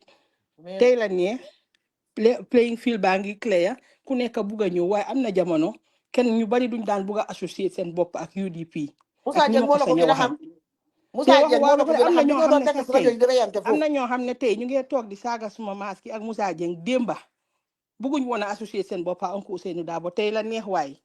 loolu ma de su ma déggee ku la saaga dinaa ko ne ko stobal. man parce toog que li naa nga def si man live nii toog naa si li nga live def man xam naa nit ko. saaga Dadi Njaay man nit toog naa si live nit saaga Dadi Njaay dama binda ma ne ko yéen xanaa yéen xamu leen kii lu mu bokk ak Uncle Ousainou di ko saaga carrément waaye after ba boobu ñoom xamuñu woon ne Uncle Ousainou oncle am la after lañ ko xam man yu bari dama ko dee seetaan ni di xool waaye xam nga doo bëgg a ñëw di feeñ di wane naan diw xam lii nga diw politique lii bi moo war a egga si affaire yi saaga sax. waaw politique bi moo war a egga si affaire yi saaga ak Uncle affaire yi Ousainou xaste. Darboe tey la neex ñeneen ñu bari di bugg a associé seen boppam moom wallaay tey waxati jii ko la neex maa la ko wax de. waaw waaye li ma wax rek yow ba tey am na yoo xam ne yu bari waxi suuf la nii mu ngi génn ñun analyse nit xel du njëriñ lu dul xalaat lii dox kay yëpp nit ñi xam nañ ko because yéen soo leen waxee ne nañ ñi génnee seen gémmiñ tamit ñi ci biir tam nañ bàyyi seen xel liñ dee génnee parce que analyse dafa am ñu bari yàlla daf leen may xel dañ bari wut wax rek waaye luñ la ne noonu la rek gonga la car macha allah ñu ngee xool ñu ngee gis ñu ngee observe nag ku nekk bàyyi xel waxi biir néeg dafa am waxi biti am wax nag su ñëwee ba ci pénca ba ku si dugal sa gémmiñ doo leen ko ci mun a aayee waaw. so loolu waay Mayo man yow fi mu nekk dama laa bàyyi ba nga ñëw ba nga ñëw Atlanta fii ñu yaakaarloo face à waaw face léegi soo ñëwee Atlanta ak jaama soo leen ñëwee ak jaama Salum ñu waxtaan ba pare ni ngeen a def nii roox itam da ngeen a ëpp noppal nit ñi comme ñi dëkk Atlanta dëkk si dëkk te bokkuñ UDP bugg a ñëw support leen da ngeen a ubbeeku pour nit ñi mun a ñëw waaye boo leen a def nii ñu bari dañoo ragal pour ñëw yow loolu dañu dee tooñ rek sax loolu dañu dee tooñ. waaw man maa ngi nii yow rek man danka wax digga ni yàlla loolu yow saaga nañ ma ba saagaale la diggam déet lu ma ci dem noo ko xamee ne ko noo ko xamee li ma wax mooy li ma wax mooy ne UDP dafa rëy su junne noppee téeméer di wax kon nga xam ne it's not the representation of UDP. waaw parce que man xam nga injustice laa bañ rek man looloo tax yéen a yi ma fu ma fekkee lu ñuy waxee comme man loolu laay wax Ousainou Darboe su waree jëlee dëkku fa loolu laay wax nii loolu laa bëgg a xam dëkku fa depuis 1996 ku nekk ci parti lii parti bi xanaa kooku su waree dem sax dafa war a dem ak dignity nañ waxante dëgg rek nañ waxante dëgg te yàlla tax waaw muy dëgg ba pare ñun tam waa Gambie itam ñun xam nga dañoo jee ganaar ba ganaar gi di xëy di mbokke wax dëgg neex yàlla waaye parti bi yéen seeni biir la loo leen def yéen a xam yoo leen waxtaan waaye ñun ñu bugg a mooy pour Gambie dem kanam te yéen tamit foog ngeen def things mu right pour Gambie mun a jëm kanam su fekkee ne li ñoo oote ñun ñëpp dëgg la ci ñun man daal maa ngi ñaan yàlla defal leen bennoo ak manko ak bii rest assured ne man maa la wax ne inshallah ñu am ko waaw bii rest assured ne UDP will do the right thing suñ ko defut ne guuta gi suñ ko defut ni guuta gi duñ ci génn te xam ngeen ne yéen ñun daanaka indirectly ñu ci loxo APRC indirectly ku xam ne bëgg nga sa réew nag nga xalaat loolu foofu laay waxee UDP li moo def xam nga ne UDP kenn du ko jàngal politique loolu yow yaa ma gën a xam loolu waaw loolu kay moom kenn waxatu ko UDP li ñoo def xam nañ ko bu baax a baax waaye UDP du nangu benn forces nekk ci biti di influence li nga xam ne moo war a nekk ci biir nag ñu waaye benn force yi obviously forces bu nekk ci biti di wax tam wax rek la am mënut a impact dara soo loolu tam appreciate nañ ko sax li ma la wax mooy waaw appreciate nañ ko bu baax a baax da ngeen a appreciate gis nga boo leen toogee ba ñu leen a waxantoo am na ñu bari ñu ngi bëgg a ñu waxantoo leen kay mooy li Pa Samba Dieng wax rek yéen tamit nag yéen tam politique na da ngeen ko xam da bu leen yaaxa seen boppa am na ñoo xam ne ñu ngi bëgg a ñu waxantoo leen oo leen loolu dëgg la waaye dama la bëgg a wax ne dafa am ñu ko digaaleel foog UDP tam xam fu moo teg tànkaam bi waaw waaye ba tey rek daal def leen dank ak nit ñi te pare seen lifit bi ñëw si ni Atlanta ngeen waxtaan nit ñi suma maas gi du ma ba pare man waxuma sax ak mer de ma wax la leena man su ma dee wax dama dee yuuxu ñi nga ñu bari dañ de wane man xam naa loolu ci yow léegi nag boobu nag dafa am classe yu ma bëgg nga jël waaw xanaa su ma ñëwee nga boole ma ci classe yooyu laa si woon naa nañ bàyyi be suñ siste ñëw roxi waaw dañ laa bàyyi xam nga soo jàkkaarlooyee éléphant waaw sooy ñëw da nga xam ni nga dalee ci kawam waaw yow da nga ñëw pare yaas man maa la xam ki nga use account bi duga mu ngi woon ci suuf di comment samboka bi gan laa am de gan bu doon déglu gan laa am gan gi la maa ngi ko gis mu ngi comment moom lu nekka moo la pompé mu ne Moussa Dieng faanam la ma ne ko bu mu nekk sa fan de ma ne ko bu mu nekk sa fan waaye yal na yàlla def jàmm yàlla defal ñu soppeeku biñ bugga ñun ñëpp suñu réew ñu am ko ba pare jubal ci daal ñoom dégg la coppi wuñ dara waaye li maa wax mooy issues yi nañ ko teg ci yoon réew mi ñun ñëpp a ko bokka man dama xamul sa lu ma wax dëgg dugal nag ci parti plateforme jàmbur bi. moom du ma ñëw di si forcer suma bopp xaaral ma bàyyi keneen dugga. All right, no. di nga waxal sa gars yi ñu respect Moussa Dieng yabaate bi dafa bari dañ koo dëkkal dëkk fa. déedéet waxal ne Moussa Dieng mu respect ñu loolu du ma nangu boobu nag. boobu bañ naa ko. waaye Roy. naa mais waaye ana ñu bàyyi la ba nga ñëw Atlanta ñu gën a waxtaan. waa baax na man dama dem julli ji sa timis jot na ba passé.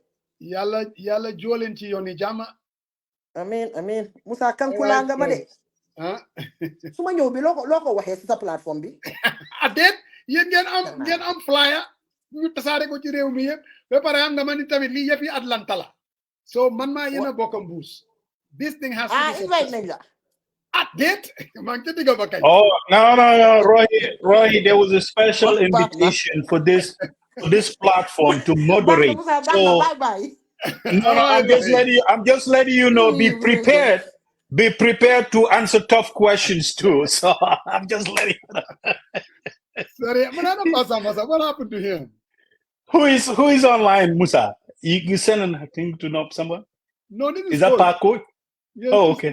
I don't know what happened. So Bob Toure, did you invite Bob Toure too? I sent him the link. Okay. I did, you know. But I mean, it's good, small sister. Interject now. I'm not going to get into the analysis what I heard from her, but that is for the viewers to kind of discern, and they heard what Rohi said, and it is what it is. Politics is funny, but I think I have been able to what I would call reconfirm my some of these things that I'm hearing coming from the corridors of the United Democratic Party. But it is what it is. It is to be expected. Any political party worth its salt. This is what is to be expected. The question now is how they will be able to kind of hold on to it and then be able to find the right flag bearer and as a party coming together to run in 2026. At this juncture, though, I think they're having problems dealing with it. That's just my opinion. So Sariang, I mean, I hope you're going to make it to Atlanta because it's going to be nice. And what I like about the Atlanta one, yes, it's a United Democratic Party Atlanta chapter, but it's a community event. It's going to be about, what I would call a town hall. Something similar to Sariang. You remember what we wanted to do with Talib? Something similar to that, except this time around. But what do you foresee though, as far as it's going to be a Sunday? Obviously, it's a public holiday. Yeah. Do you think we can set up the program out there and? Oh yeah, something like that. Yeah, we can work out those because for our program we do start by 4:30. I've been talking to the organizers, so usually program will come around 1 o'clock. So maybe we can just do a preliminary around 1, and then just take it from there. I think we should be able to do it. No, I think I'm planning on it. I'm planning on it. So yeah, we'll definitely. I'm definitely planning. I'm definitely planning on it. Yeah, but I saw your gymnastics and interject and. Yeah, like this, they're putting the guardrails for Roy can't say who cannot say. Sorry, but anyway. But again, everybody. There's a lot of work, man. There's let no one, underestimate the work, and quite frankly, and it is. It is. Listening and taking every single thing on board. Yeah. I think some of us now need to take a middle ground. That's just the truth, because the fact that if there is such we're moving into such an uncharted territory that I said, and perception is reality. People perceive what they're saying. There was something very interesting. When I told Rohi with what I believe in, which, she can agree to disagree, but then she turned it around and said that for me to convince her, a little bit.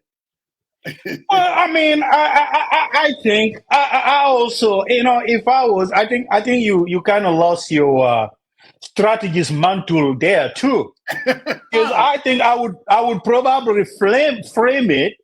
Why do you think that there is something out there that says otherwise? What do you have? Oh, you mean But that's what I should have.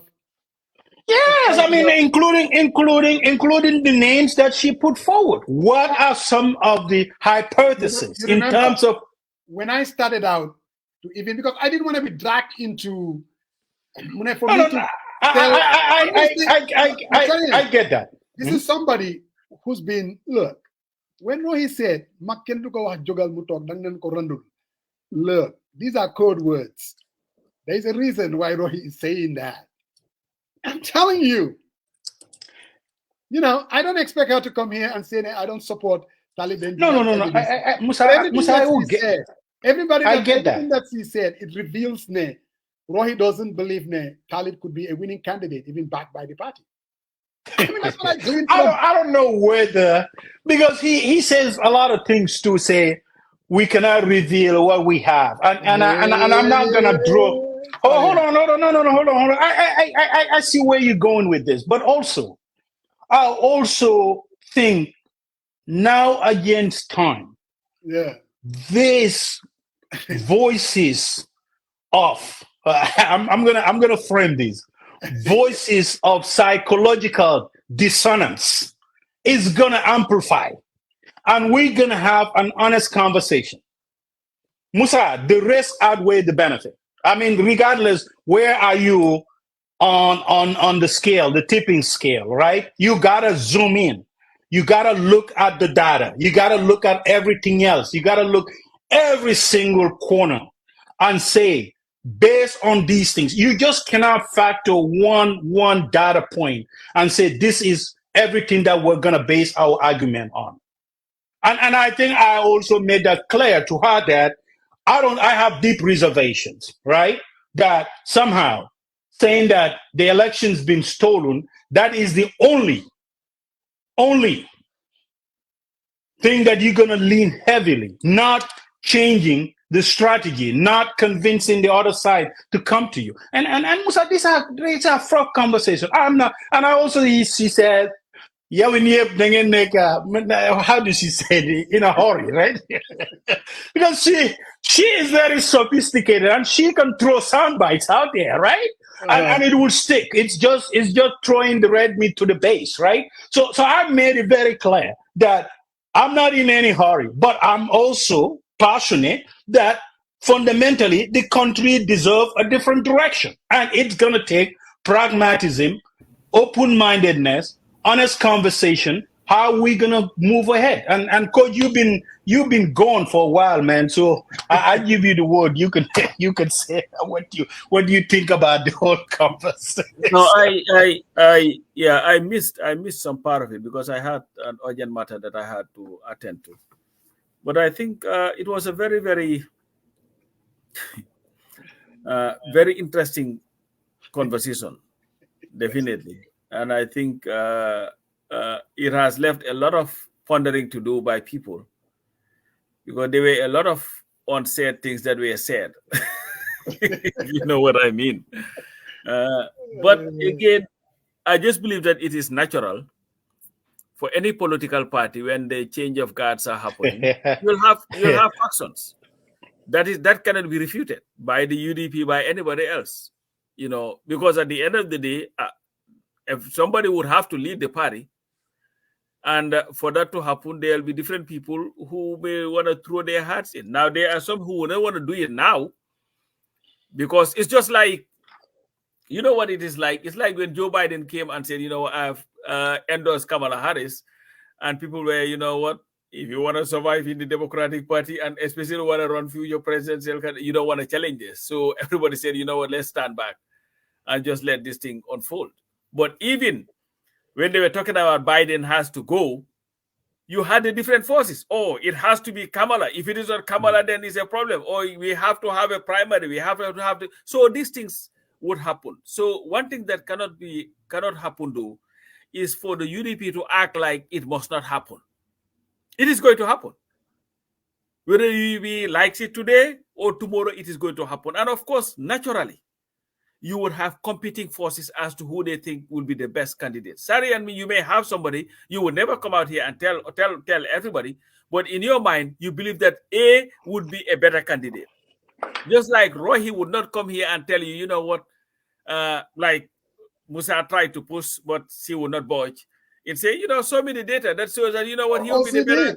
She did. You know. Oh, she finally.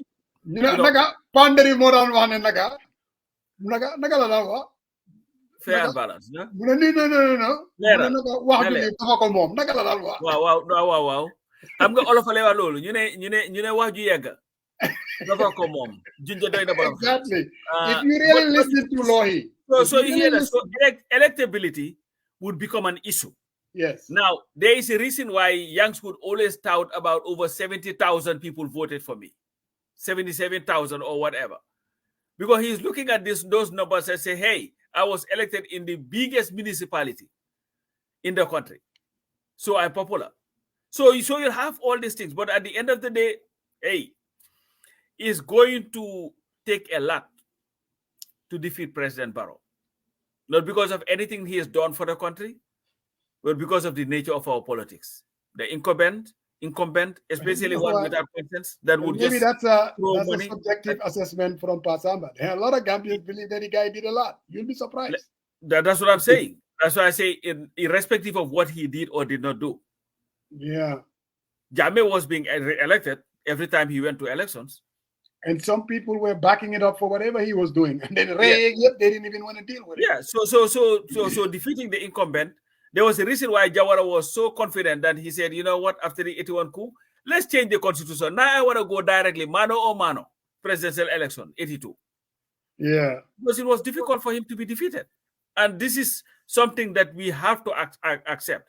And this is why, Musa, I am not one of those in this coalition thing, then Barrow must go. No, man, what I believe is let's have safeguards where we're not going to have somebody president for the next 70 years. No, let's have safeguards where term limits, 50+1.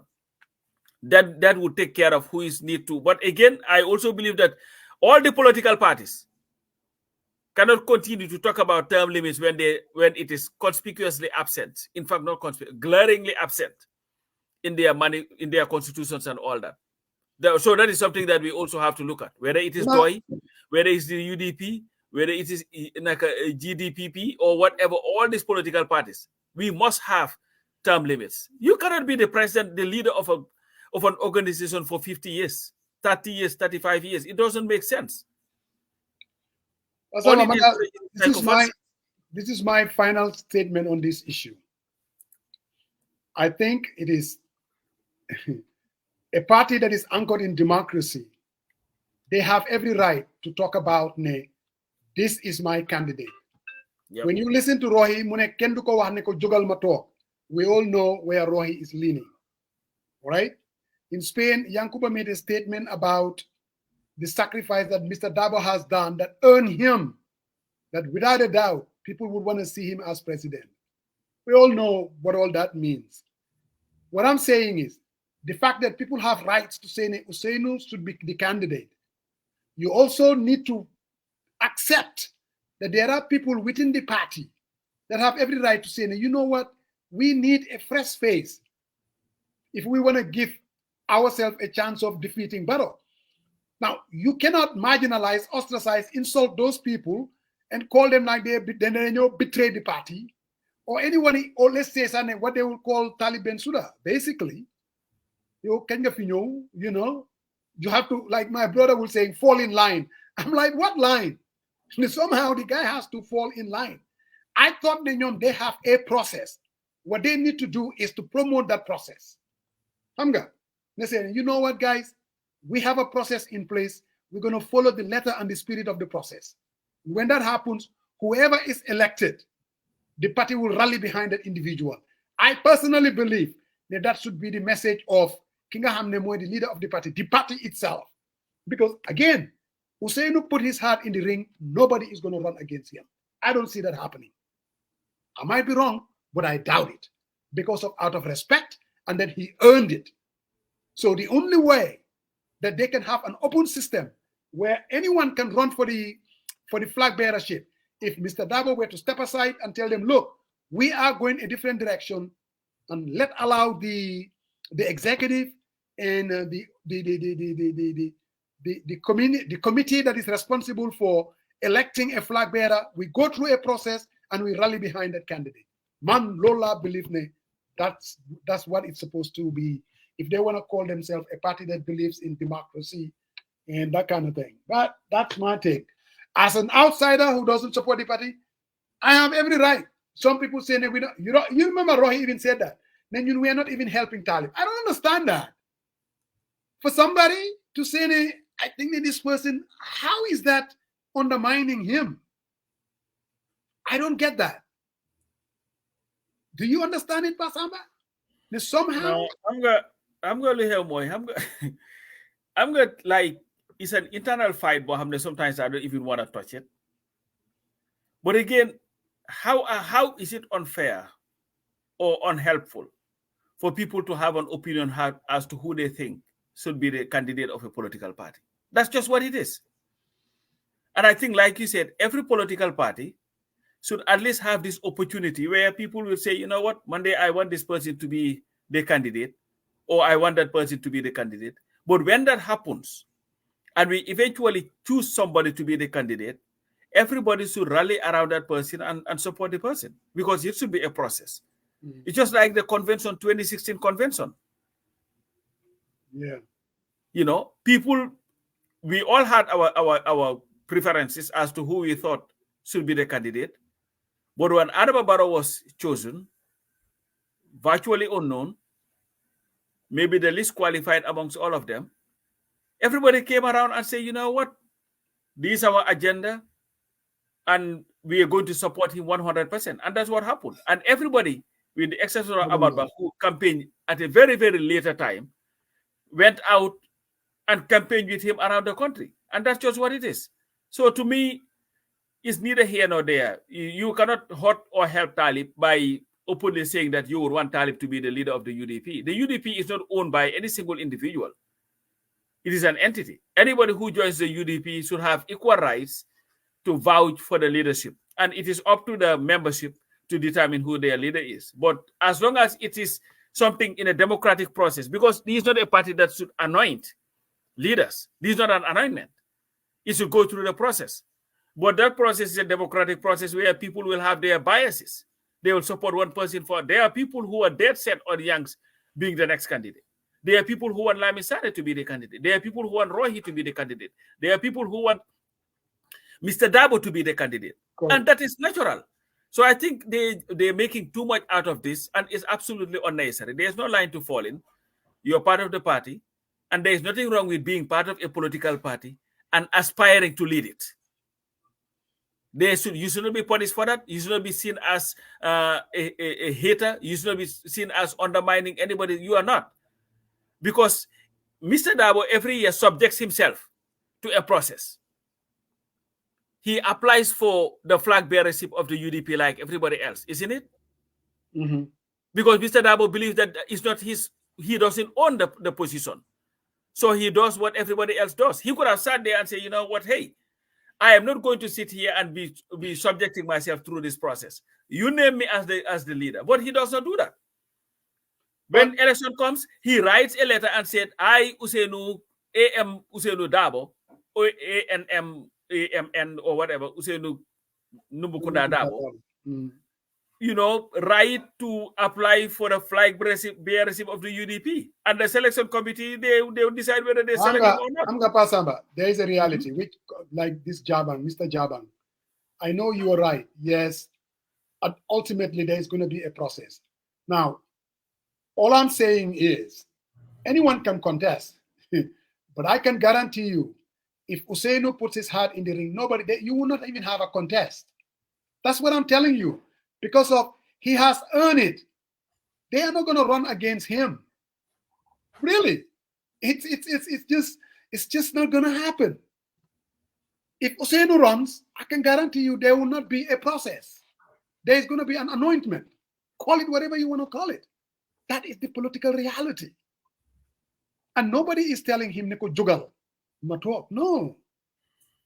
No, but Musa, xam nga lan lañ wara génné ci political lexicon sa ci bopam. Yeah. What is wrong with this? Is a democracy? Yeah. For you to challenge say and say the jogal ma tok. At the end of the day, jogal ma tok, those are your words. It is up to the membership to decide can moy toga kuy jog. Why am nga rohi munela yow doomi olof nga man doomi olof la jogal ma tok ute nak randul ma tok. You have to Rohi has revealed a lot. Seriously, to me. I think I hear loud and clear. Mandal, UDP, good luck. This is going to be until 2025. Again, name said candidate. This is going to be the topic of discussion. And after you name the candidate, it will be a topic of discussion for a few more weeks before the election starts proper. Just like everybody is watching as to who is going to be the next leader of DOI or who is going to be the candidate for the NPP. Now, some people are saying, but why are you not talking about DOI?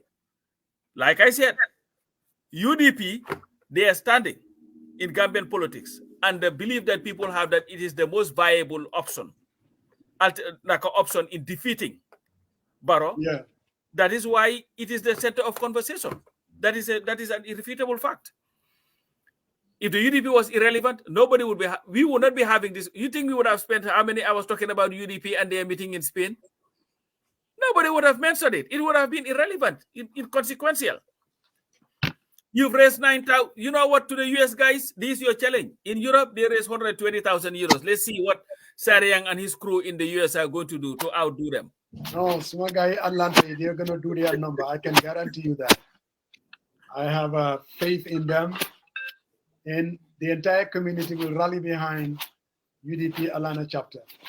If you live in Alabama, if you live in Tennessee, if you live in the corridors of the Metro Atlanta, get ready.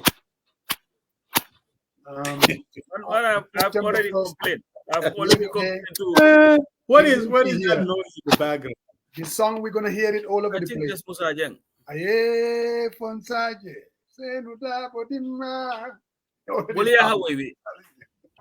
Don't spoil that way for you. You agitate too much. How do I agitate? You know, Sarian. Hold on a second. Sarian, you know, Musa was the one who great. that I mean, on your that analysis, I think you're spot on, but sometimes you over agitate. And that's why he's the devil's advocate. Well, yeah, sometimes the cousins will tell me and say, you know, he poked his nose too much, blah blah. I mean, sometimes I don't think you do that genuinely, but I think the perception out there is Musa mom that they just pass, right? So just you know. Well, I'm gonna have. So much just has to something that they like. You know, my head no today Musa is very. Oh no, I get my own take sitting down here. I think my analysis was freaking horrible today. Asking Rohi these questions, blah blah blah. You don't know that we boycott several elections and all that stuff. I get in my inbox right now, so it's okay. You know, it's all right. It's all right. Huh? Man, what? Yeah, go on how you interject the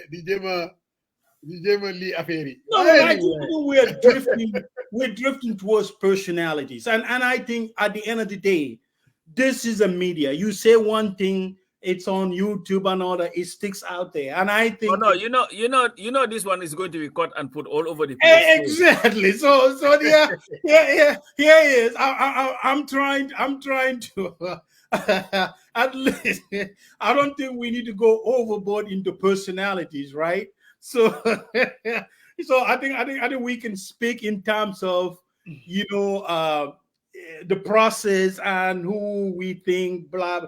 But if we go into personalities, you know, who did what, I think we're losing the conversation, and it doesn't need to go there. So I think that's what I felt, you know. All right, guys. Even my sisters are not happy with me today, so it's okay. You know, and not every time they're gonna be happy. Huh? I think you did good. Yeah, you know, sometimes you gotta mix it up, man. But Musa, Yes, sir. My sister doesn't call me, and you're my boss. Who's that? My sister. Fatu Kamara. Fatu needs to call you. Okay. Definitely. I think he needs to call. She needs to call you. One hour, definitely. All right, guys. We will be back next Sunday. All right, sounds good. Thanks for all the contributors. Lolly, thanks for and again to say what Halifa Sallah had never received any government scholarships to go anywhere. But you know the argument though, and I think my brother tallied that very, very well. Alex, Alex, very pragmatic, but he has a very sharp mind. Alex Dell. Right? I think that he was off though. No, he was not, because he said you keep crafting about UDP, the cult, but you continue to think that everything about Halifa Saleh is 100%. That's what he said. No, I'm not 100%. We were talking about the land issue money. But you are 99.9. So it's all. No, why, bro? Yeah, but the land issue, he's been offered land twice. He turned it down and said no. I'm not very timid. You have to be, if we're gonna have an honest conversation, it's Jaharang. Halifa will never. I'm telling you, we put down this list and Halifa Saleh's name is there, I will give up on Gambia. I'm not saying his name is on there. I think that evidence that you have, I want to see it, because his name is on there. It's not on there, but the fact that you are crafting this whole thing, it looks more like a cult. That's what let me be clear. Man, I was just responding to people. No, I understand. I understand what you said. No, he had never had any scholarship. He came here at the age of 17. I think Esa, especially Esa Kambi, I think he's all over the map. He's Musa's guy Musaila. I think he's all over there defending every single thing, and I think sometimes you are come across these conversations needs to happen. You got energy on both sides, and I think it's okay. It's okay. We can disagree, but it doesn't have to go to a level of hate. You see what I'm saying? It's not. But why should you hate anybody because they exactly? I mean, this is politics, right? The people. We've seen Musa Jeng, Coach Tuklorsi, the Fadu Kamaras, and all. They sat on platforms fundraising for the coalition for like freaking up to midnight.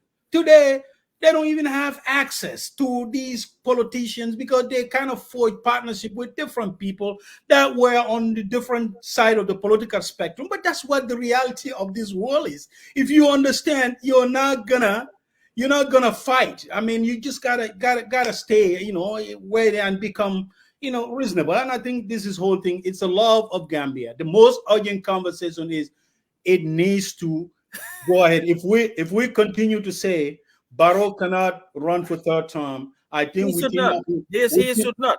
Within our own political party, we need to have a conversation. He cannot. I think it's fair. It's really, really fair. Yeah. Come on. Yeah. It's really taking our land from Fajara. At least give us 2 times and just leave. That's it. All right.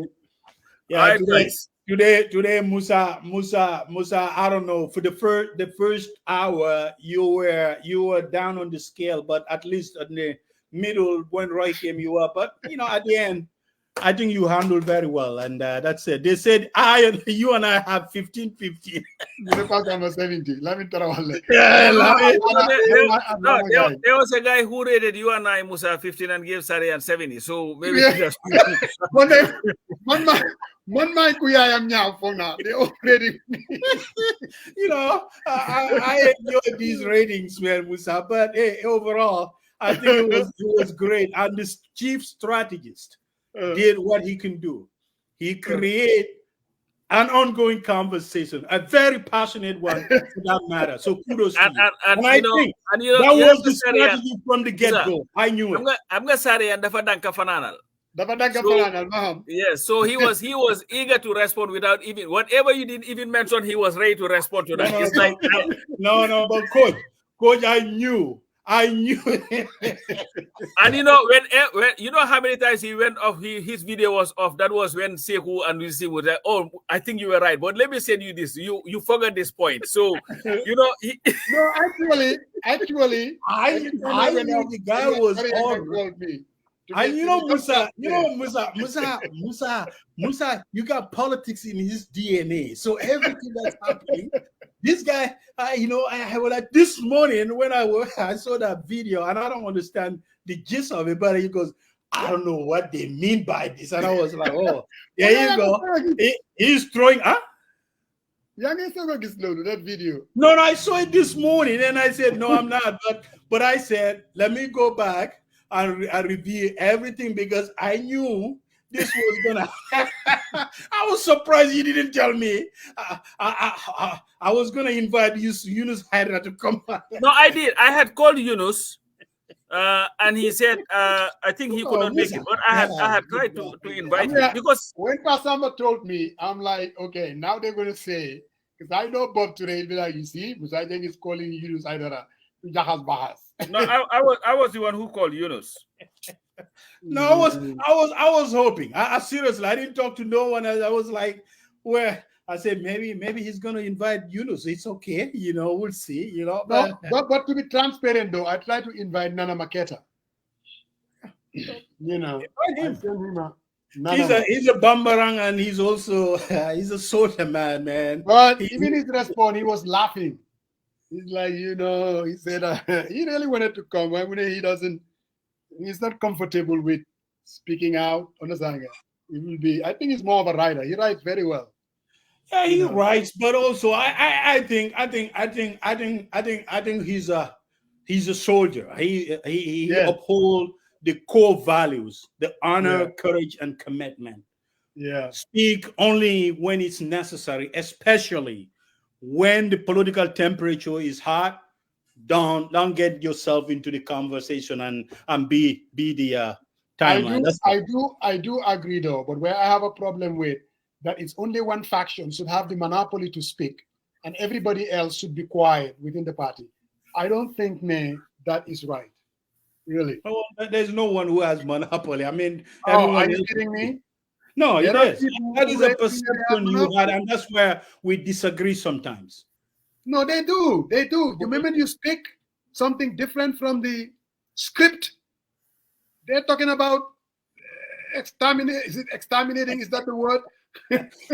and Musa, this is where I think this is where my advice is to everyone. To everyone, we need to keep pushing back on this thing, and I think it's a losing strategy. I mean, it's not a winning one. You argue, you and I sit on the platform, we push back, we argue passionately. The seat is hot like hell. But at the end of the day, I respect you, respect me. We have conversation. It doesn't have to be personal. And I think that's where I don't understand. That's not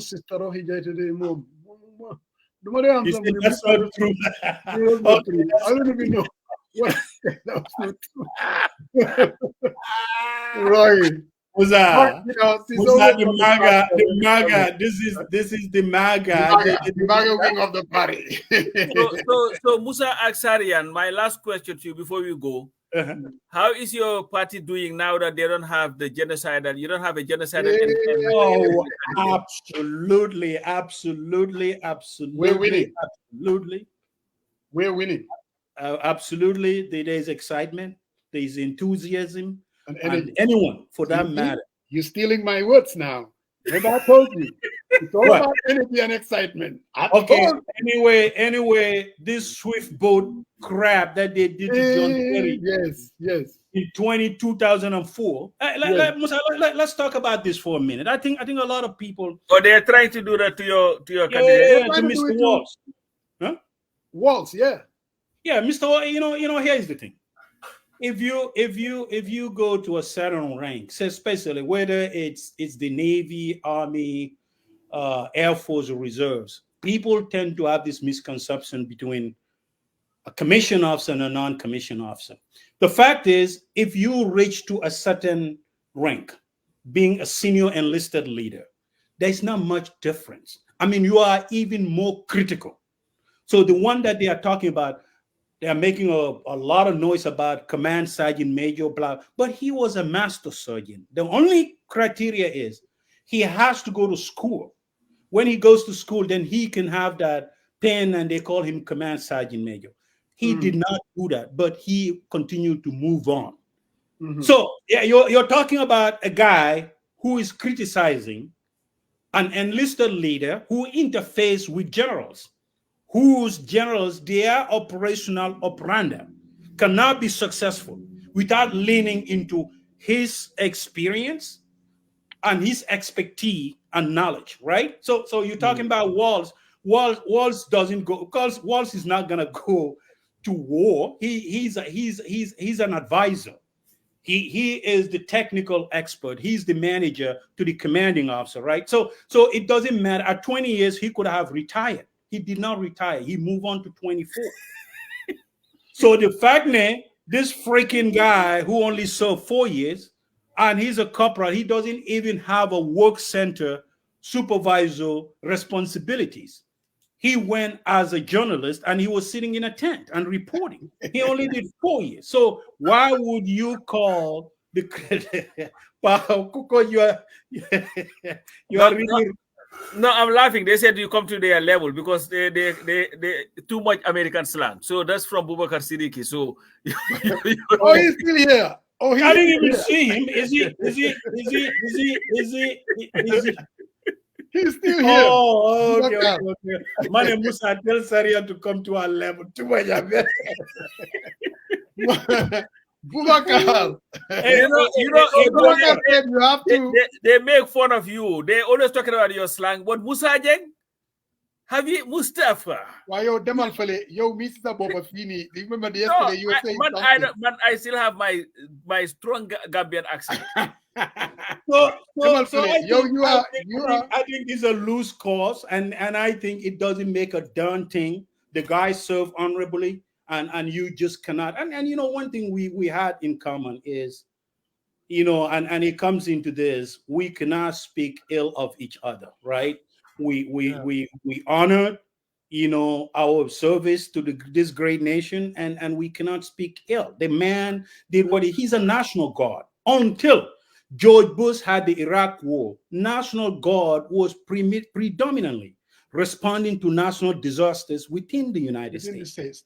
Yeah, but when the Iraq War, the up-tempo and manpower put a lot of strain on the Army, the Marines, and everyone was deploying. All of us, we were individual augmentees and all that stuff. So I think we need to set this record straight and not to get, you know, too confused. I mean, there are veterans association. We came in and defend Walls. I mean, this is a he's a level guy. When I think Walls is the most lovable person ever. No, he is. Yeah. I mean, you think about it. He was joking out with him and says, "I want to debate this guy, but only if I can get him out of that couch." You know. No. Walls is the shit. Like they would say. No, I'm telling you. I you know, Kamala enjoys it. You know, one thing he says the crime. He said the crime of the big guy when he was president, he went up. Yeah. And he said that doesn't include the crime he committed. I like him. No. You know, Kamala. She knew that the cameras were focused on her. She tried to keep... Boubacar Mune, let me apologize for calling him the UDP MAGA wing. No, you are not on MAGA wing. But don't do that. Don't do that to our boy. You need to apologize to Boubacar. You know, Sariang. Now, you tell me, don't you think that he's one of the militant group? Do you read what this guy? But I'm not gonna. Let me tell you what this issue here is. Musa is jealous. No. Musa start here and call himself a political strategist. Boubacar went on the ground, ran a campaign in the biggest municipality with the whole government machinery backing the candidate, and Boubacar was able to defeat CDCC, Adama Barrow, and all the NPP machinery. So you know what he said? So that's Musa's thing. Boubacar Mune, you guys pray that Usainu is still here. if Israel were to step aside, you guys will be dealing with the real. You wouldn't want to be dealing with. No, Boubacar, I enjoy his writing. Boubacar, the thing about him is in the morning when I wake up, he writes his political agitation in Mandinka. Oh, Mune, they have to fall in line. So I'm like, okay, who are you talking about falling in line? He craft his message, and in the morning I will just laugh, and I was like, man, I'm telling you, this guy is not freaking serious, man. You know.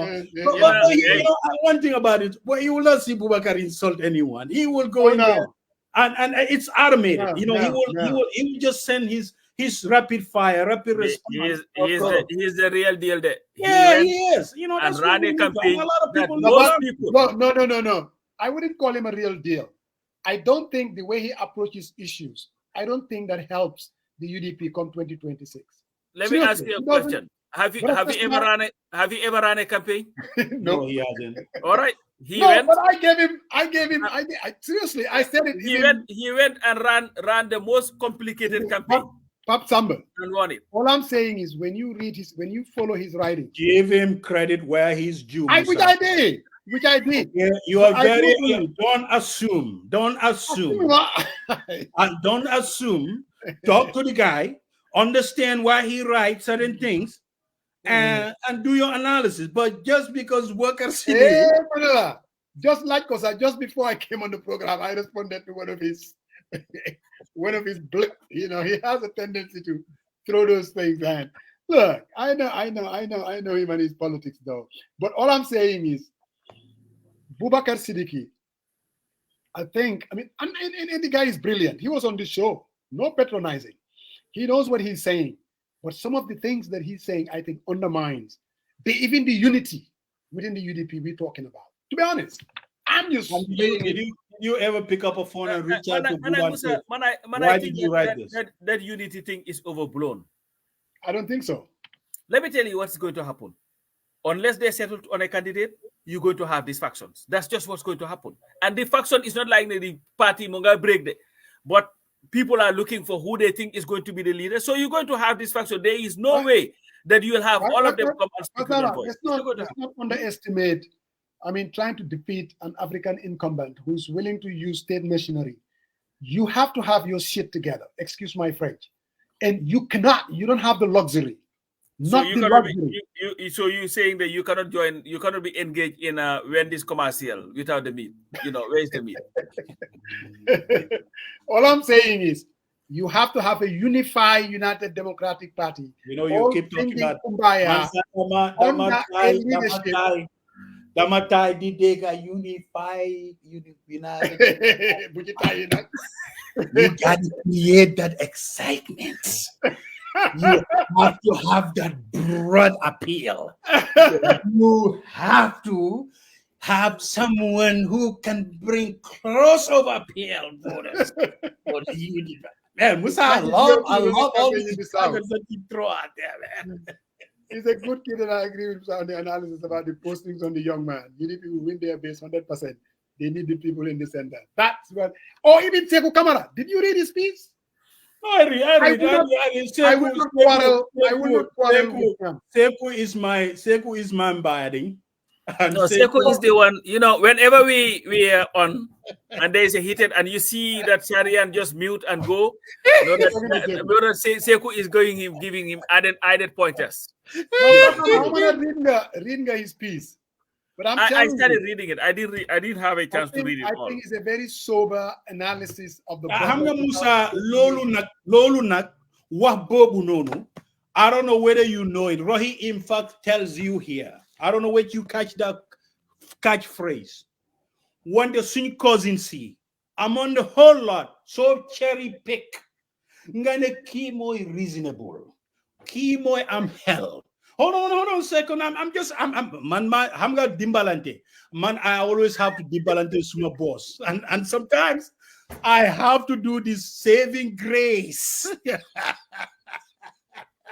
What I'm trying to say, you can you can talk and the piece is good. It's really good, well written. But when you go out there, the first sober. We got a lot of sober minds in UDP. Yeah, we do. I'm not in.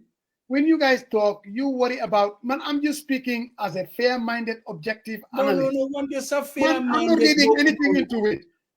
Sekou, I'm just seeing the piece for what it is. Honest to God, irrespective of where it's coming from. I don't even know what Sekou's politics is within the UDP. I have no idea. All I know is he's UDP through and through. But based on the piece, my friend, if UDP listens to that piece, everything that he said. Sekou is embodying, and Sekou is part of UDP, and we need to have these conversations. Is Karl Rove centrist? Then you think that I'm just a Karl Rove student. Mbaru brace. Boubacar is saying that he used brace knuckle politics. Yes, Karl Rove. He said at the right time I will move to the middle, but right now he use brace knuckle politics. That's what he's saying. Yeah. You know? But Musa, it was a good one. Last session I was laughing, and I go back and watch this when I'm bored, and I laugh. So Saturday, that's what I was doing because I was really, really bored. But it's a good one, man. It's a good one. And at the right time, Musa, at the right time, this whole excitement will come to fruition. But people need to speak, and people need to speak their mind without, creating divisions. I think that is very important. You saw my response to whatever you wrote. I'm like, okay, when you were quoting Colin Powell, I'm like, can you come down to our level so that I... No, you said that, but that was not my code. It was written in plain English. I don't know what you're doing, implying. That's why I ignore you. And the little kid, what is it called? The kid that comes here all the time. What's his name? Too, Cham. Cham also like to agitate. But that is something, Musa, even corporate America, people do it. I mean, as a leader, sometimes you have to talk tough. And sometimes you gotta call the organization to work. Okay, and then you sometimes you jazz it too much, so that's why sometimes 5 o'clock. It means we've been here 4 hours, and this was supposed to be. All right, sounds good, my man. Thank you very much, man. All right, guys, and thank you for Lord Mayo for calling in.